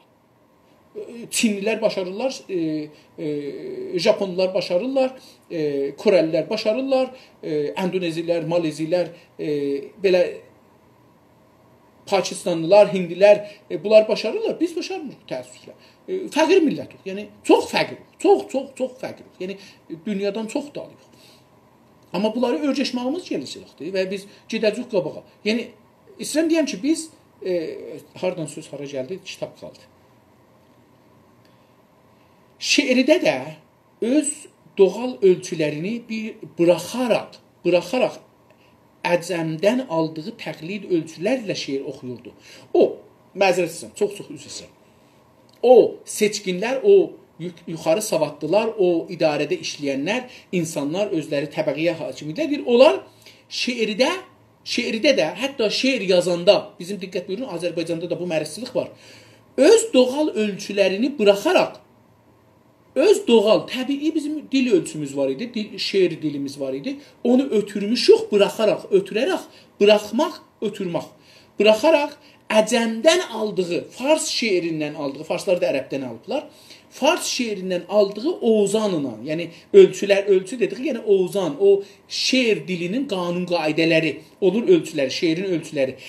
Gözəl sözdür, baxın, əvəzin deyək, ozan deyir ölçülər. Gözəl bunun yerinə gözəldir. Əcəmdən aldığı təqlid də aldığı və təqlidlə yapdığı ölçülərlə şeir oxuyurdu. Həm oxumağın, həm yazmağın, həm özüm yazanda oxuyuram, həm də bir dənə şeir fars dilindən gəlibdir. Onu o vəzni də oxuram ki, onlar oxurlar. Türkçülük bir ruh döşkürü kimi bu uyğəzər Osmanlı olmayıb türk olduğuna, dilinin türkcə və ölçülərinin xalq ölçüləri olduğuna inandırdı. Bir türkçülük nədir? Türkçülük bir ruh döhtürü kimi, bir rəvanşinasi, psikoloji deyirlər indi Türkiyədə, amma ruh döhtürü. Baxın, ruh döhtürü daha yaxçıdır ta psikoloji. Bundan belə ki, ərəbcə sözdür, amma psikoloji də ingiliscə sözdür. Nə fərq eləyəcək? Latincə sözdür. Ya psikoloji. Həman psikolojinin Türkiyədə əvvəlində ingiliscə, latincə yazında P var. Ona görə Türkiyəyə çevirəndə elə deyiblər psikoloji. Amma bunu ingiliscədə psikoloji deyirlər. Da indi bilmirəm ki, o birisi dillərində, latin dillərdə nə deyirlər. Deyir ki, türkçülük bir ruh döhtürü kimi, yəni psikolojist kimi, rəvanşinas kimi bu uyğəzər insanları ki, məsx olmuşdular, özlərində dəyirdilər, öz iradələri ilə getmirdilər, bir ayrı şeyin iradəsi əsasında, istəyi əsasında, təlimi, tərbiyyəti əsasında rəftar edirdilər. Uyğəzərlər öz iradələri ilə getmədikləri üçün bunları dedim. Osmanlı olmayıb türk olduğuna, onlara Osmanlı deyilsiz, siz türksüz bunu inandırdılar. Necə ki, bizə də gərək Azərbaycan türk olmağımızı inandıralar. Dilinin türkcə, dilimiz də türkdür, farsça deyil, azəri deyil onu və ölçülərinin də, şeir qaidələrinin də xalq ölçüləri olduğuna inandırdı. Türkçülər gəldi bu şairlərimizə, bu yazarlarımıza öyrətdilər ki, ağa sənin dilin türkdür, ədəbiyyatın türkdür, ölçülərin türkdür, qanun qaidələrin türkdür, sən niyə fars sistemi ilə yazırsan? Niyə fars sistemi ilə düşünürsən və o sistemdə də ölçülərlə də yazırsan? Xeyr, inandırmaq deyil. Özü dedi ki, nəqd edir öz-özsüz. Yox, inandırmaq deyil. Xeyr. Yox. Nədir? Xeyr, farscadır ehtimalən, ya da ki, türkcədir, bilmirəm. Amma yoxdur, bunun yeri yox. Türkcəsi daha gözəl türkcədir. Amma fikrim xeyr özü xeyr kəlməsindən gəlir. Məsələn, deyək ki, istəmirik deyək şər, yox deyək, deyirik ki, xeyr olsun. Yəni, qəbul eləmirəm sözünü, xeyr olsun, çox işlədərik. Məsələn, bir söz deyir, xeyr olsun, nə əcəb, ya nə oldu, niyə belə deyirsən? O xeyr olsun, həman o xeyr sözü xırdalıb olub xeyr mənim nəzərimcə. Xeyr, yəni yox, burada yox deyir. İnandırmaq deyil. Deyir, biz onları inandırmadıq. O farsçıları, pan-İranistləri, pan-farsçıları, onları ki, fars dilin ədəbiyyat dili, şeir dili, kilas dili bilirlər, kilaslı insanların dili bilirlər, türk dilinin kətli dili bilirlər. Bütün radio, televizyon və ruznamələr bizə kətlilərin dilindən danışanda türkçə danışır. Deyir ki, xeyr, inandırmadıq deyil. İnandırmaq deyil. Kəlmənin tam anlamıyla ona bunu elmi verilərlə qanıtladı. Deyir, türkçülər onu inandırmadı. Bəlkə neynədir? Kəlmənin tam anlamıyla, sözün, kəlmə ərəbcədir, sözün tam anlamıyla, tam, kamil, %100 anlamıyla yəni düşünə biləcək bir anlamda ona bunu, yəni o seçkin insanlara bunu, yəni türkçülüyü və o dilimizi, şeirimizi elmi verilərlə, elmi ədillə ilə, dəlillə, şahidlə qanıtladı, təyid elətdirdi, sabit elətdi. Qanıtmaq, sabit eləmək. Sabit elədi, isbat elədi. Qanıtlamaq türkçədir, isbat və sabitin yerinə. Beləliklə, yəni bu işlə, yəni bu dəlillərlə dəlillərlə sabit elədi. Seçkinlər, o döktürlər, mühəndislər, vəkillər, qazilər, idarədə işləyən insanlar yapay bir uyurgezerlik halından kurtularak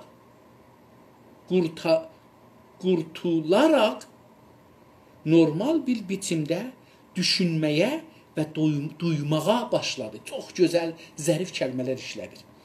Deyir ki, beləliklə, yəni biz bunları başa saldıq qədər, məni məsələn çox adam başa salır. Vaqiyyət budur.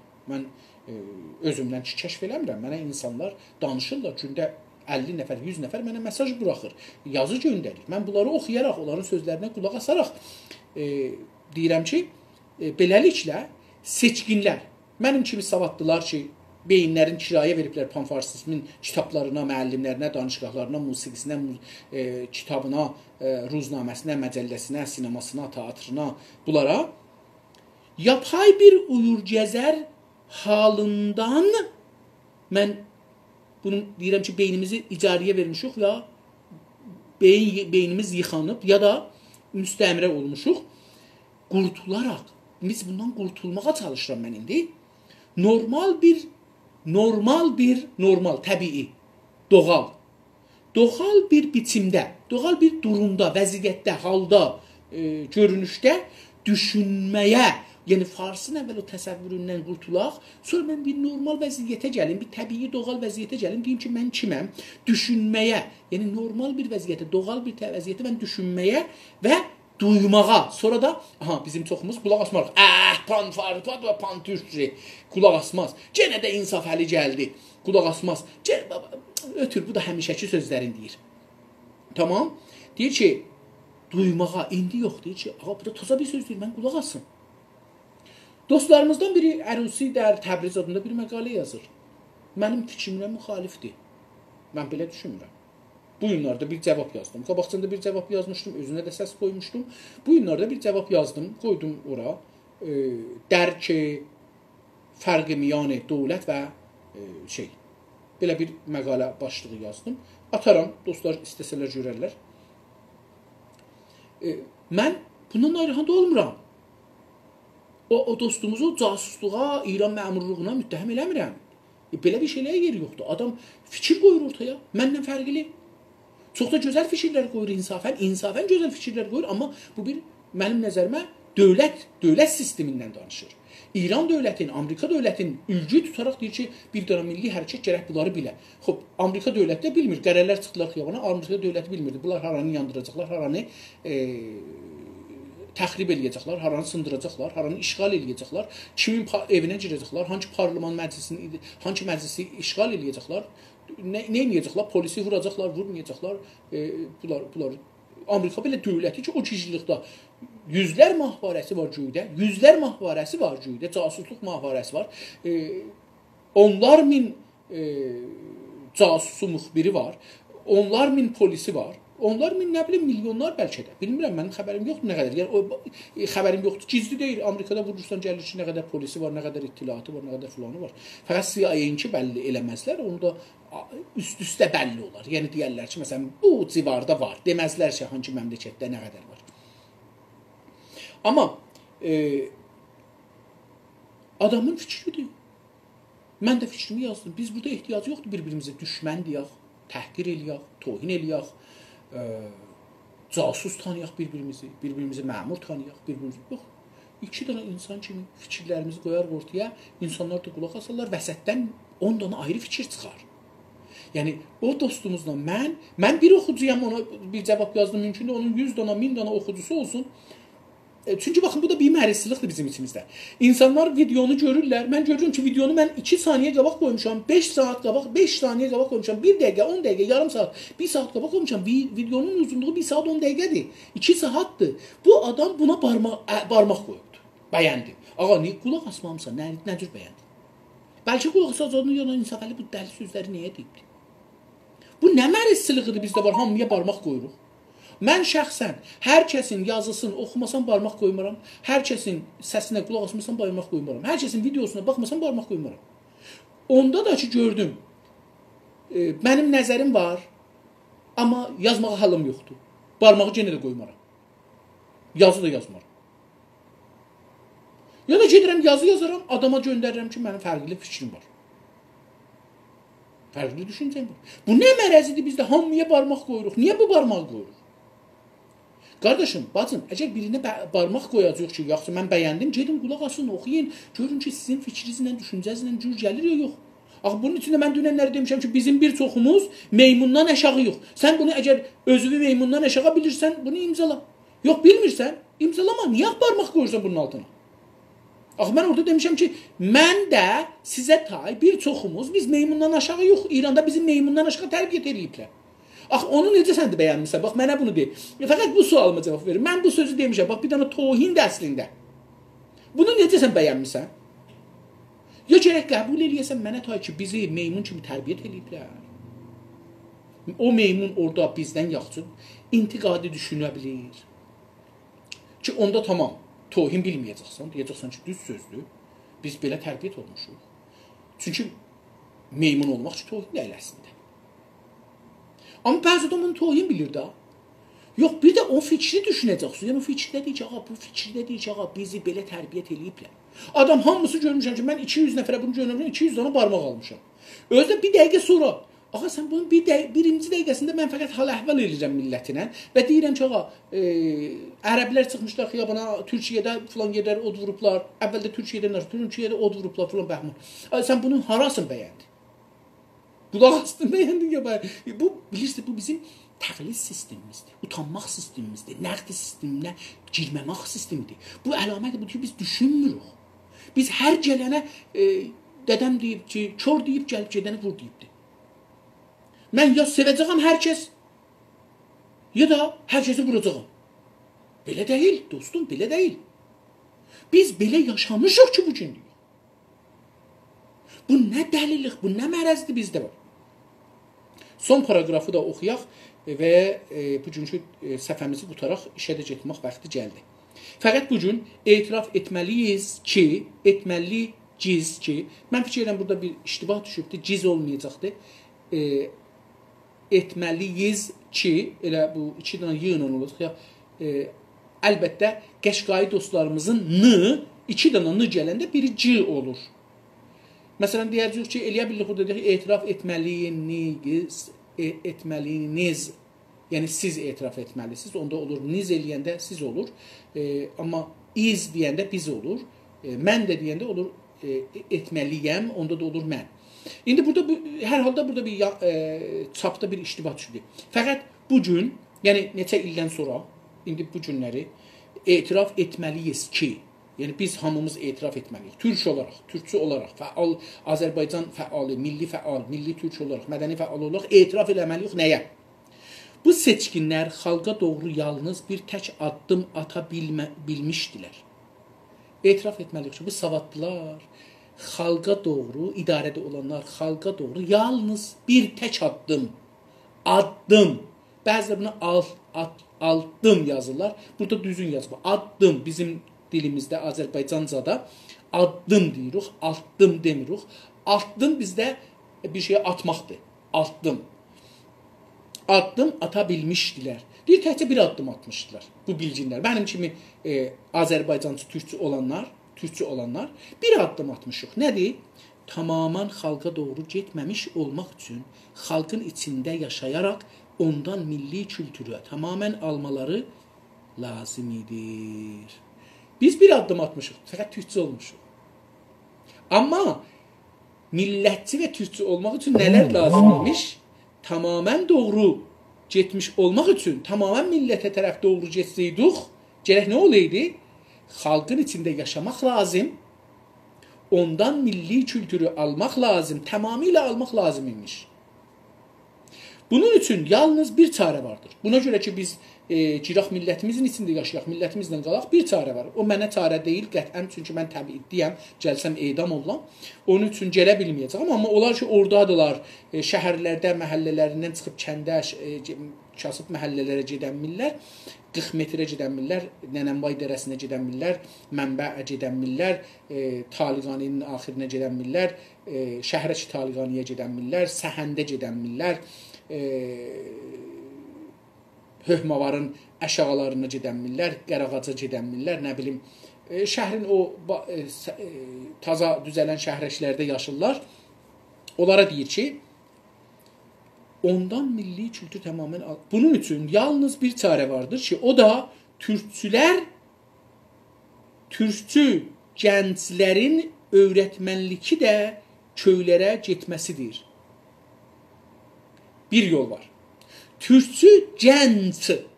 Gənc demişik, yəni cavan insanlara gənc deyir. Çünki camiənin, bir millətin gənci toprağın altındakı qızıl deyil. O qızılı çıxarıb apara bilərlər. Toprağın altındakı mis deyil, ruy deyil, dəmir deyil. Gənc cavanlardır. Japon toprağı dəmiri yoxdur. Dünyanın, Korənin dəmiri yoxdur. Korə adlı məmləkətin dəmiri yoxdur. Bir nəfər bu farslardan danışır radio televizyonda. Deyir ki, mən bunu seyv eləmişəm, dostlar da görüblər hətmən. Deyir ki, Korənin 50 qatı karxanəmiz var. Dəmir karxanəsi, dəmir əritmə. Hər cürə dəmir. Əritmə, mis olsun, almiyons, hər nə dəmir ki vardır. Dəmirləri filizzat da. Dəmirləri əritmək üçün 50 qat Korəcən karxana düzəldiblər. İsfahan, Şiraz, İsfahan, Şiraz, Kaşan, Yəz, Kirman, Semnan.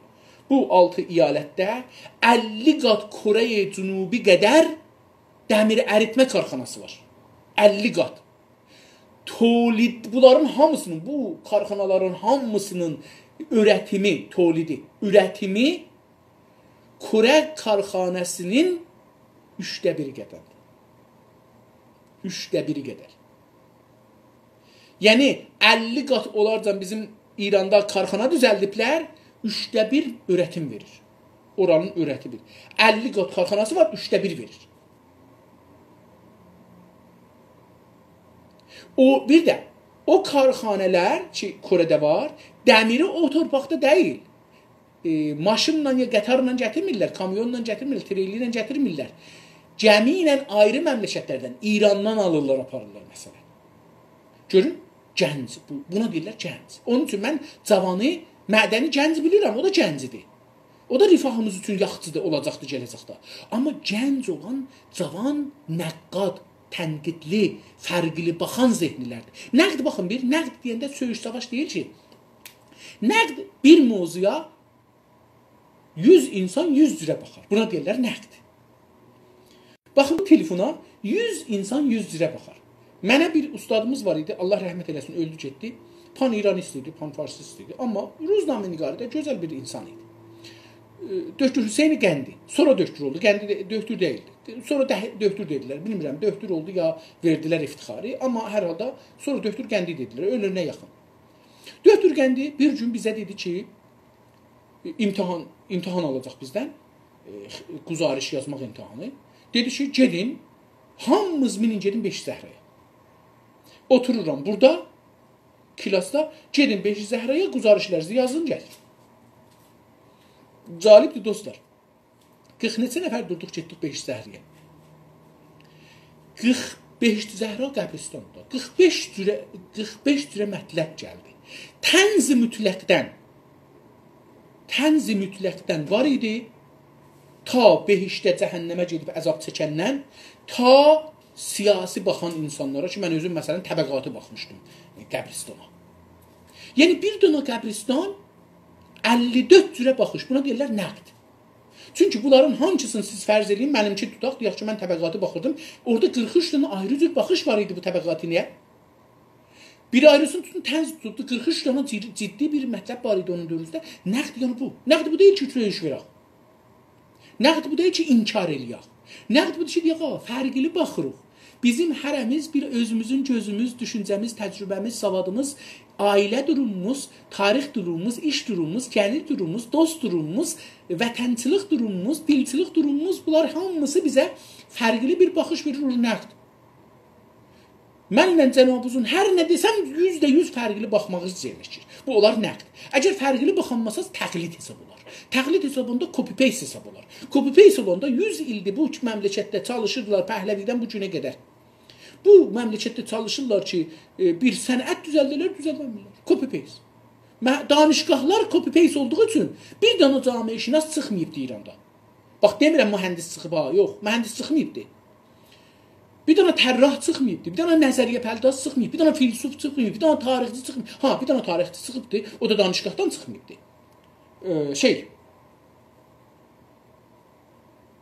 Bu fərqli düşünən adam nədir? Adı. Öldü getdi.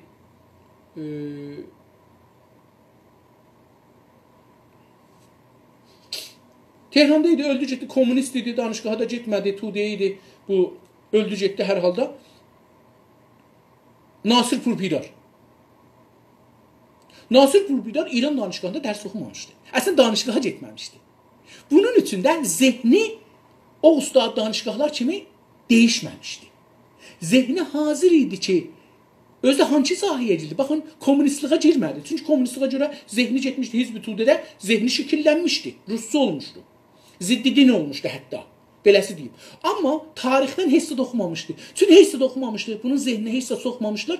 Tarixə girəndə fərqli baxdı. Fərqli baxanda fərqli danışdı. Fərqli danışanda fərqli yazdı. Fərqli yazanda fərqli düşünüldü. Amma yenə də mən onun kitabını oxuyanda fərqli düşünürəm ondan. Çünki o görürəm, o mənim zehnimə bir intiqadi yol açır. O intiqadi yol mənim zehnimdə bir ayrı intiqadi yol açır. Mən də fərqli baxıram. Tamam. Nəqdi də pəs bu. İndi dedik ki, biz nə etməliyik? Çarə var, bir çarə var. O da nədir? Türkçü gənclərin öyrətmənlikdə köylərə getməsidir. Yəni, bu türkçü gənclər, cavanlar ki, türkçüdürlər, türkün tarixin, dilin, ədəbiyyatın, musiqisin bilirlər.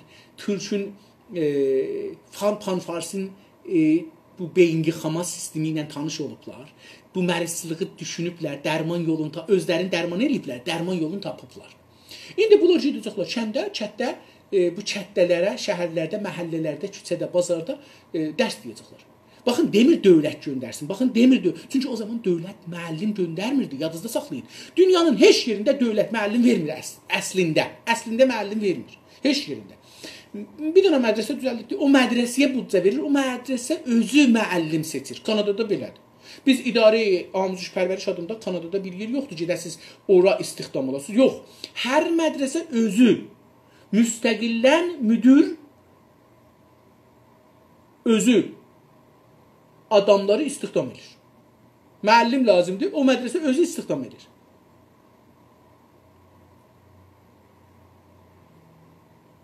Diqqət buyurursunuz, o müəllim, o Kanadada belədir heç olmasa. Kanadada heç olmasa belədir. Ki, məsələn, istəyirsiniz müəllim olasınız, indi diqqət buyurun, sizin lisansız, fövq lisansız döşkürası var. İstəyirsiniz müəllim olasınız. Gedirsiniz mədrəsələrə başvurursunuz. Burada da 2 cürə mədrəsə var, bunu da deyim. 3 cürə mədrəsə var. Bir, dinçilərin mədrəsəsi var. Yəni, katoliklərin mədrəsələri var. Bunlar burada din dərsi vermirlər. Amma dinçilərin əli, yəni din tərəfdarlarının əlindədir burada. Burada bəzi dərsləri vermək olmur. Məsələn, sekticəni. Deyək ki, din müxalifdir, orada sekticənini öyrətmirlər. Məsələn, deyək ki, oğlanla oğlanın evlənməsi, qızla qızın evlənməsi Buna birinə deyirlər gay, birinə deyirlər lezbiyan. Bu məsələn qızla qıza deyirlər lezbiyan, oğlanla oğlana da deyirlər gay. Məsələn bunları öyrətmir. Əgər kilsə müxalifdir ya bu məzhəb müxalifdir, onu bu mədrəsədə öyrətmirlər uşaqlara. Məsələn deyirəm, bunları misal verirəm. Bir bu mədrəsə var, bir də dövlət mədrəsəsi var ki, əyalət mədrəsəsidir. Yəni hər dövlətin özünün bir sistemi var. O dövlətdə deyir ki, filan yerdə mədrəsə var, tamam, ya da bir dənə mədrəsə tikin. Bir nəfər gəlir deyir ki, mən istəyirəm filan yerdə mədrəsə tikəm. Diqqət buyurun. O yeri müşəxəs edir. Deyir ki, burada bir yer var. Dövlət o yeri qoymur bu adam alsın. Ora bir böyük bir tablo yazırlar, ruznamədə çap eləmirlər. Ruznamədə çap olur qəti. Ki, dövlətin özünün ruznaməsi var, orada çap olur. Amma bir dənə də burada böyük bir yekə tablo yazırlar dəmirdən, yapışdırırlar yekə. Üstünə yazırlar ki, diqqət, diqqət. Bu yeri mədrəsə üçün alan var. Aya bunu bu yeri ayrı bir iş üçün istəyən var mıdır? Onu davtələblər gedəcək, biri deyəcək, mən istəyirəm karxana eləyəm, biri deyəcək, mən istəyirəm furuşgah eləyəm, biri deyəcək, mən istəyirəm bimaristan eləyəm, biri deyəcək, mən istəyirəm bura community center eləyəm, biri deyəcək, mən istəyirəm bura vərzişgah eləyəm, biri deyəcək, mən istəyirəm burada məsələn filan xidməti verəm. Bunların hamısı gedəcək o dövlətin ora, dövlət oradan deyəcək ki, tamam, buranı mədrəsəyə verdik. O adam ki, mədrəsə istirdi, o gedir dövlətə deyir ki, bu mədrəsədə mən istəyirəm, məsələn, bu mədrəsələrə dərs verən bir belə uşaq burada gələcəkdir, bu saxtamanı burada düzəldəcək, bir belə buna büdcə lazımdır, düzəltməsinə. Ondan sonra deyir ki, bura məsələn 50 dana, 100 dana, 200 dana müəllim lazımdır. Tamam, 50 dana da müəllimin büdcəsini verəcəklər, hüququ da bir belədən, onda müdir təyin edir, mən bir belədən verəcəyəm. Dövlət də bu hüququ, büdcəni verir bu adama, bu adam da gətirir, deyir ki, mən indi müəllim istihdam edəcəyəm. Əvvəl itilaya verir, ruznamədə orada burada ki, biz müəllim istihdam edirik, bu səlahiyyətləri olmalıdır. Məsələn, taypı bu qədər başaracaqlar. Məsələn, burada normal bir işə, hər işə indi, burada Kanadada hər işə, sürücülükdən sonra, çünki kompüterlə çox işi yoxdur, deyir ki, hər dəqiqədə 42 kəlmə tayp eləməlidir. Bu birinci şərtidir. Savadından sonra, savadı vardı, təcrübəsi vardı, bunlardan sonra. Ondan sonra ki, bir tədad müəllim istihdam elədi, indi mən istəyirəm müəllim olam. Oranda müəllimi var, danışanımızları da, öğrenciləri də aldı, indi orada dərs verilir. Mən istəyirəm bu mədrəsədə, ya neçə mədrəsədə müəllim olam, isə müəllim olam. Nə edirəm Kanadada? Gedirəm, bu mədrəsələrə bir-bir dolanıram, hamımızda CV-mi verirəm. Ağa, mən istəyirəm müəllim olam, mənim təcrübəm budur, savadım budur, bir belə dərs vermişəm, filan yerdə, işimdə budur, özümdə uşaqları sevərəm, indiyəcən də zindana düşməmişəm, uşaqlara əziyyət verməmişəm, uşaqların üstünə qışqırmamışam. Bunun üçün də bu mədrəsələrdə, bu yerlərdən, polisdən soruşa bilərsiniz. Mənim heç bir sabiqəm yoxdur ki, uşaqların üstünə qışqıram, hətta uşaqlar məni vursalardı. Deyirlər ki, tamam, səni biz polislə çək elədik, səni istirdik, qəbul eləyək, səni polisdən çək elədik, polis sənə icazə verdi ki, sən uşaqlarla qala bilərsən. Sən nə qədər volontier, yəni ürəkli, pulsuz işləyə bilərsən.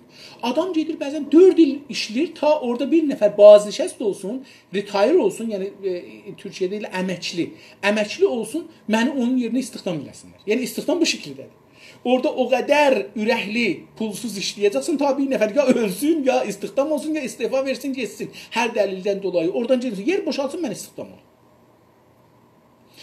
O nə görsədir? Sizin orada mədrəsədə təcrübə ilə, təcrübəzi görürlər, uşaqlarla davranışınızı görürlər, ərz elm xidmətinizə dərs sistemimizi görürlər, elm sistemimizi də görürlər özləri. 3 ildən, 5 ildən sonra da siz orada məsələn deyək 5000 saat müftə dərs vermisiniz. Ondan sonra deyirlər, tamam, sən gəlib bizə müəllim ola bilərsən. Gəlirsən, müəllim olursan. Əvvəldə burada deyirlər ki, 2 cür müəllim olur. Bir olar ki, müəllimdilər, daimi. Bir də olar ki, müəllim mərizdəsə, mürəxxəsi getsə, yerinə gələn müəllimlərdirlər. Bunlara da şey deyilir. Hər halda bunda bir işarə elədim ki, biləsiniz ki, müəllimlik o zamanlar ürəkdən istəməkdir, davtələbanə farsça deyirlər. Öyrətmənlikdə köylərə getməsidir. Cavan türkçü insanlar müəllim olarlar. İndi baxın, bizim Azərbaycanda, Tehranda, hər yerdə ki, İranda türklər, cavan türklər gərək öz famillərinə, dostlarına, yoldaşlarına, öz evlərində ya ümumi bir yerdə öyrətməyə başlayırlar. Bu ürəklə pulsuz cəhatdır bir. Ancaq, üzr istəyirəm, yaşlı olanlar da heç olmazsa Anadolunun iç şəhərlərinə getməlidirlər. Deyir, cavanlarımız getsinlər kətlərə, türkçü cavanlar getsinlər kəndlilərə öyrəsinlər, kənddə uşaqlara öyrəsinlər, böyüklərə öyrəsinlər. Yaşlı olanlar da ki, kəndə gedib qala bilməzlər, ehtimalən mərizlərlər filan bəhman ya o qədər əlaqələri yoxdur, uşaqlarından zadından ayrıla bilməzlər. Deyir, heç olmazsa bunlar neynəsinlər? Anadolunun iç şəhərlərinə, tıqqılı şəhərlərə getsinlər. Və tıqqılı şəhərlərdə, məsələn, deyək ki, Kələybərdə, Əhərdə, Üsküdə, nə bilim, orada, burada, Xalxalda, Əbhərdə, Zəncanda, Xoyda, bunlara getsinlər, Anadolunun iç şəhərlərinə getməlidirlər, gedəcəklər onlara.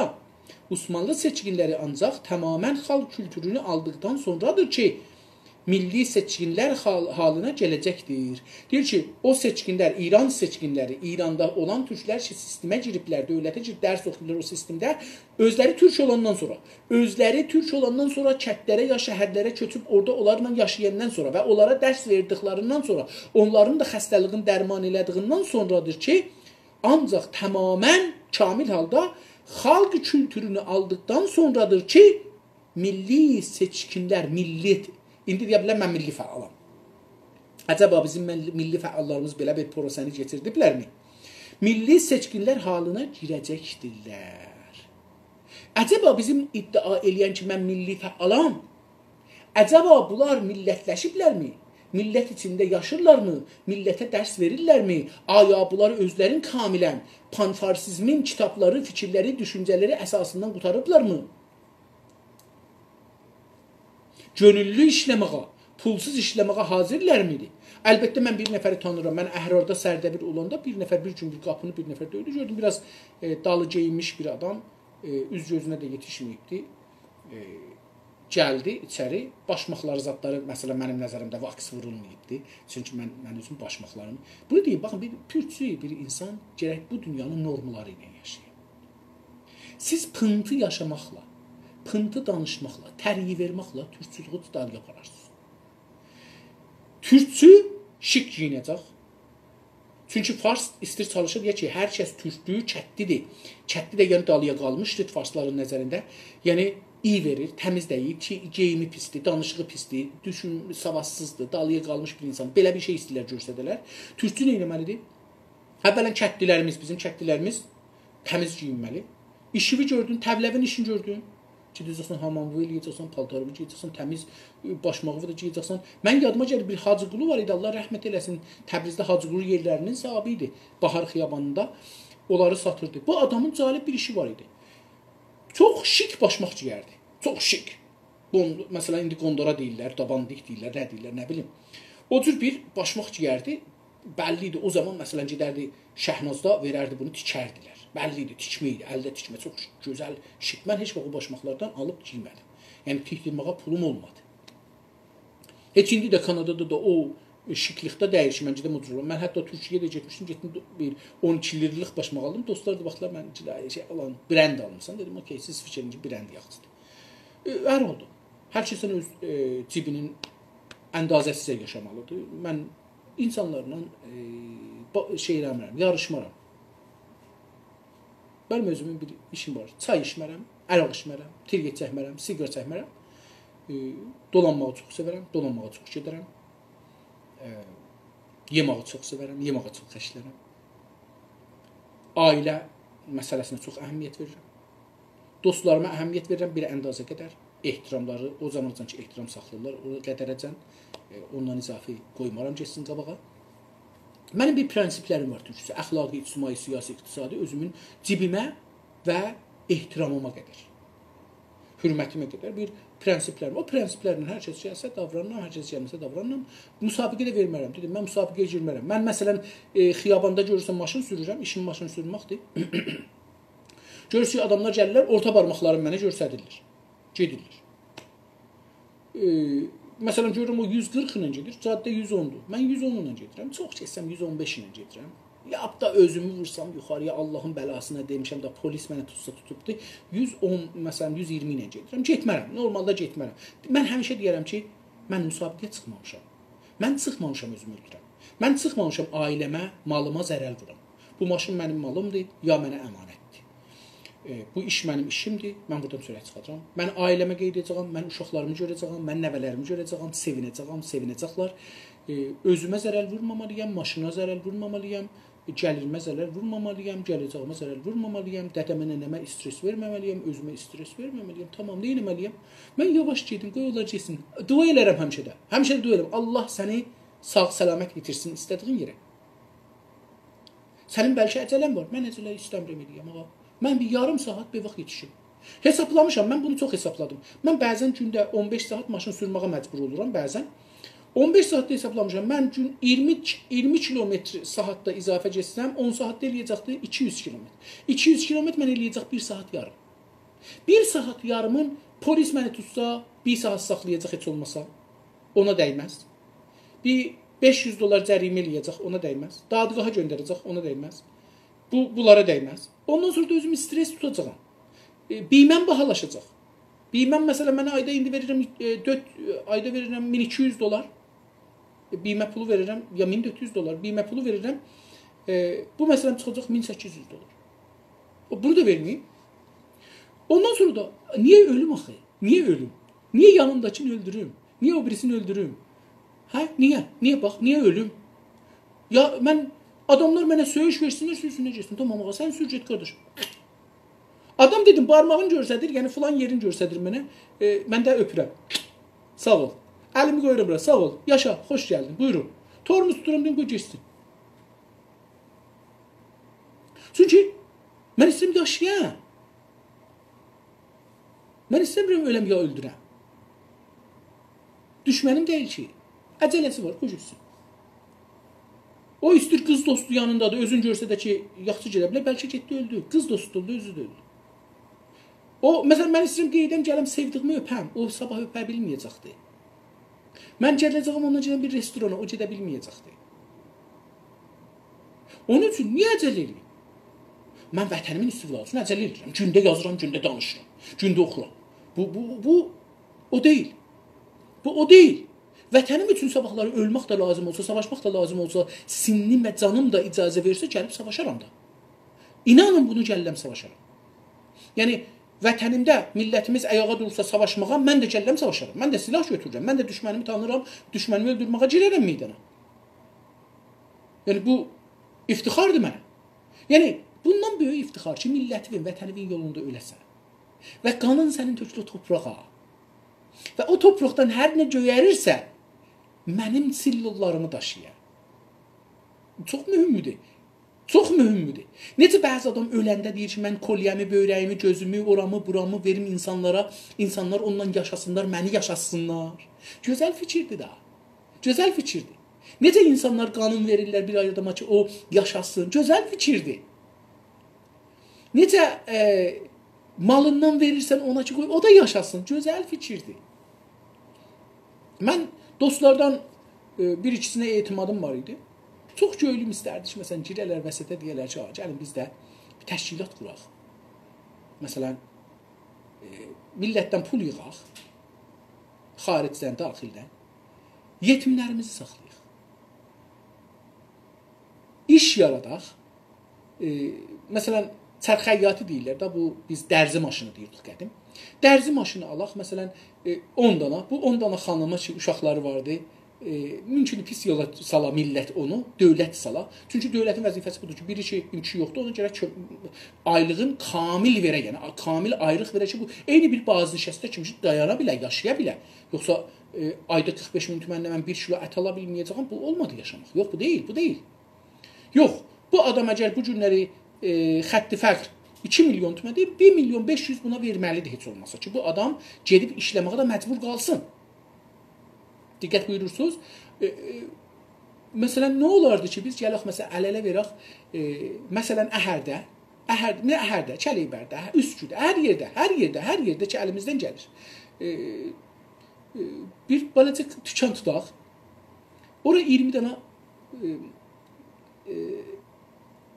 dikiş makinəsi də deyirlər, ya tikiş makinəsi, ya dərzilik maşını, dərzi maşını, Allah qoyuğuru, çərxəyyatı Allah qoyuğuru. Görürsünüz, çərxəyyatı deməsək, özümüz də başlayırıq. Bir dərzi maşını qoyuğuru, 20 dana xanımı ki, uşaqları vardı, ərləri yoxdur, işləyənmirlər, iş axtarırlar. Onları deyək, gəlin burada oturun, işləyin. şort tikin, köynək tikin, tər köynək tikin, tuman tikin. Yox, yaxşı başaranları əl köynəyi verək, qəşəng. Yox, əlinlə ipək köynək tik. Məsələn, bir dənə ipək köynək əlinlə tikilsə, Kanadada verərsən $500, $700. Bir gün, 2 gün ona bir dənə xanım işləsin, 3 gün işləsin, 5 gün işləsin. Ona biz verəcəyik məsələn $100. Məsələn, ayda verəcəyik $100, deyim, $200. Bu köynək gedəcək $700. Onun da olsun xərci məsələn, tamam xərci $50. Olmaz. Olmaz. $10 da olmaz. Bilirsiniz?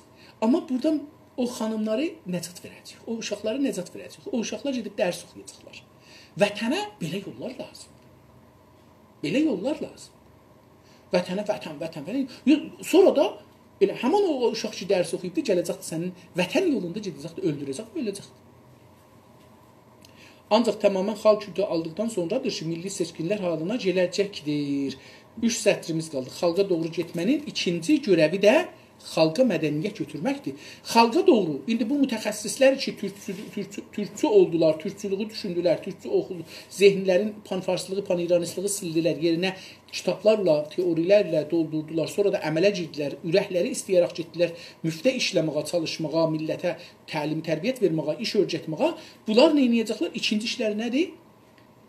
Xalqa doğru getmənin ikinci görəvi, ikinci görəv məsuliyyət, vəzifə. Xalqa mədəniyyət götürməkdir. O taza işləri ki, Kanadada, Amerikada, danışqahda öyrəşmiş yox, texnologiləri, işləri, onları millətə öyrətməkdir. Çünki xalqda mədəniyyət yoxdur. Çünki xalqda o taza texnologilər yoxdur, taza musiqi yoxdur, taza hünəriseylə yox, onları öyrədəcək millətə. Seçkinlərsə mədəniyyətin ana hatarlarına sahibdir. O halda ki, seçkinlər, savadlılar, o yüksək məqam sahibləri, idarələrdə işləyənlər, seçkinlərsə onlar mədəniyyətin ana hatarlarına, biz hatar deyirik, Türkiyədə buna hatar deyirlər, ana hatar. Ana hatar yəni tamam qapıları açan, bilirsiniz, bahilərdə bir hatar var, tamam qapıları açar, ya bəzi saxtamanlarda polisin məsələn bir hatarı var, tamam qapıları açar. Deyir ki, ana hatar odur. Ana hatar budur ki, bu mədəniyyəti biz gətirək verək millətə.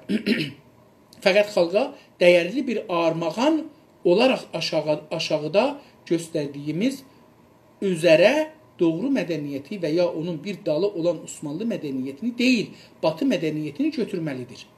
Deyir ki, indi gəlib biz millətə yalancı bir şeylər verməyək, panfarsizmin əlindən gələn bir şeyləri verməyək millətimizə.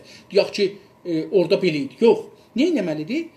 Fəqət xalqa, millətimizə dəyərli bir armağan sovqat. Türkçə sovqat, farsça da fikirəm sovqat deyirlər. Sovqat da deyirik biz. Ərz edeyim xidmətə, armağan da deyilir. Farsça və Türkçədə görəcək ki, burada işlədiblər. Bir armağan olaraq, yəni bir hədiyyə, bir töhfə olaraq, bir sovqat olaraq aşağıda göstərdiyimiz, gələn səfədə göstərəcəkdir. Orada üzərə onu göstərdiyimizə əsasən Doğu mədəniyyətini, Şərqin mədəniyyətini, panfarsizmin, ya pan-İranizmin, ya İranda olan mədəniyyəti yox. Və ya onun bir dalı olaraq, ya Şərqin bir dalı olaraq, Şərq dediği yəni Əfqanistan, Pakistan filan, bunların getdi də, tamam Şərq, Çin filan. Bunların olaraq Osmanlı mədəniyyəti, dalı, yəni qanadı, qolu, şaxəsi olaraq, dalı olaraq Osmanlı mədəniyyətini yox. Bu mədəniyyəti deyil, bunu yox. Bunu yox, deyil, bunu yox. Batı mədəniyyətini, Batı, Qərb mədəniyyətini götürməlidir, qurtardıq burada. Batı mədəniyyətində fəqət texnoloji deyil, dostlar. Baxın, Batı mədəniyyətdə hizb də var, məclis də var, parlament da var, fikr azadlığı var, yayım azadlığı var, mətbuat, rəsanə, internet, sansur yox, bunlar var, azadlığı var, bunlar şeydir. Hizb qurmaq azaddır, dövlətdən icazə almırsan. Kitab yaymaq azaddır, dövlətdən icazə almırsan. Ərz edin xidmətə, parlament qurmaq, bunlar azaddır. Fikrivi yaymaq, hər vəsilə ilə ki, başarırsan, əlivə gəlir və imkanı vardır. Hər işi istəyirsən qurmaq, hər işi.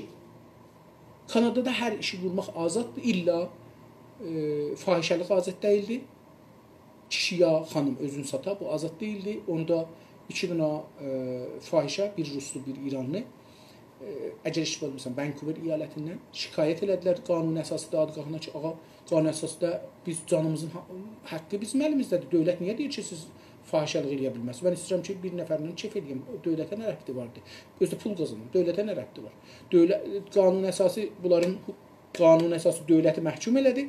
Bunları hakim elədi və dedi ki, dövlət əgər istəyir fahişəliğin qabağını alsın, ayrı qanun gətirsin. Deyə bilməz ki, sən bədəninlə eləyə bilməzsən bir iş görəsən. O adamın öz bədənidir, istəyir ki, də kargərçilik eləyə, istəyir ki, də hammallıq eləyə, istəyir ki, də fahişəlik eləyə. O onun ixtiyarıdır. Sağ olun əziz dostlar. Təşəkkür edirəm. Sağ qalın, yaşayın.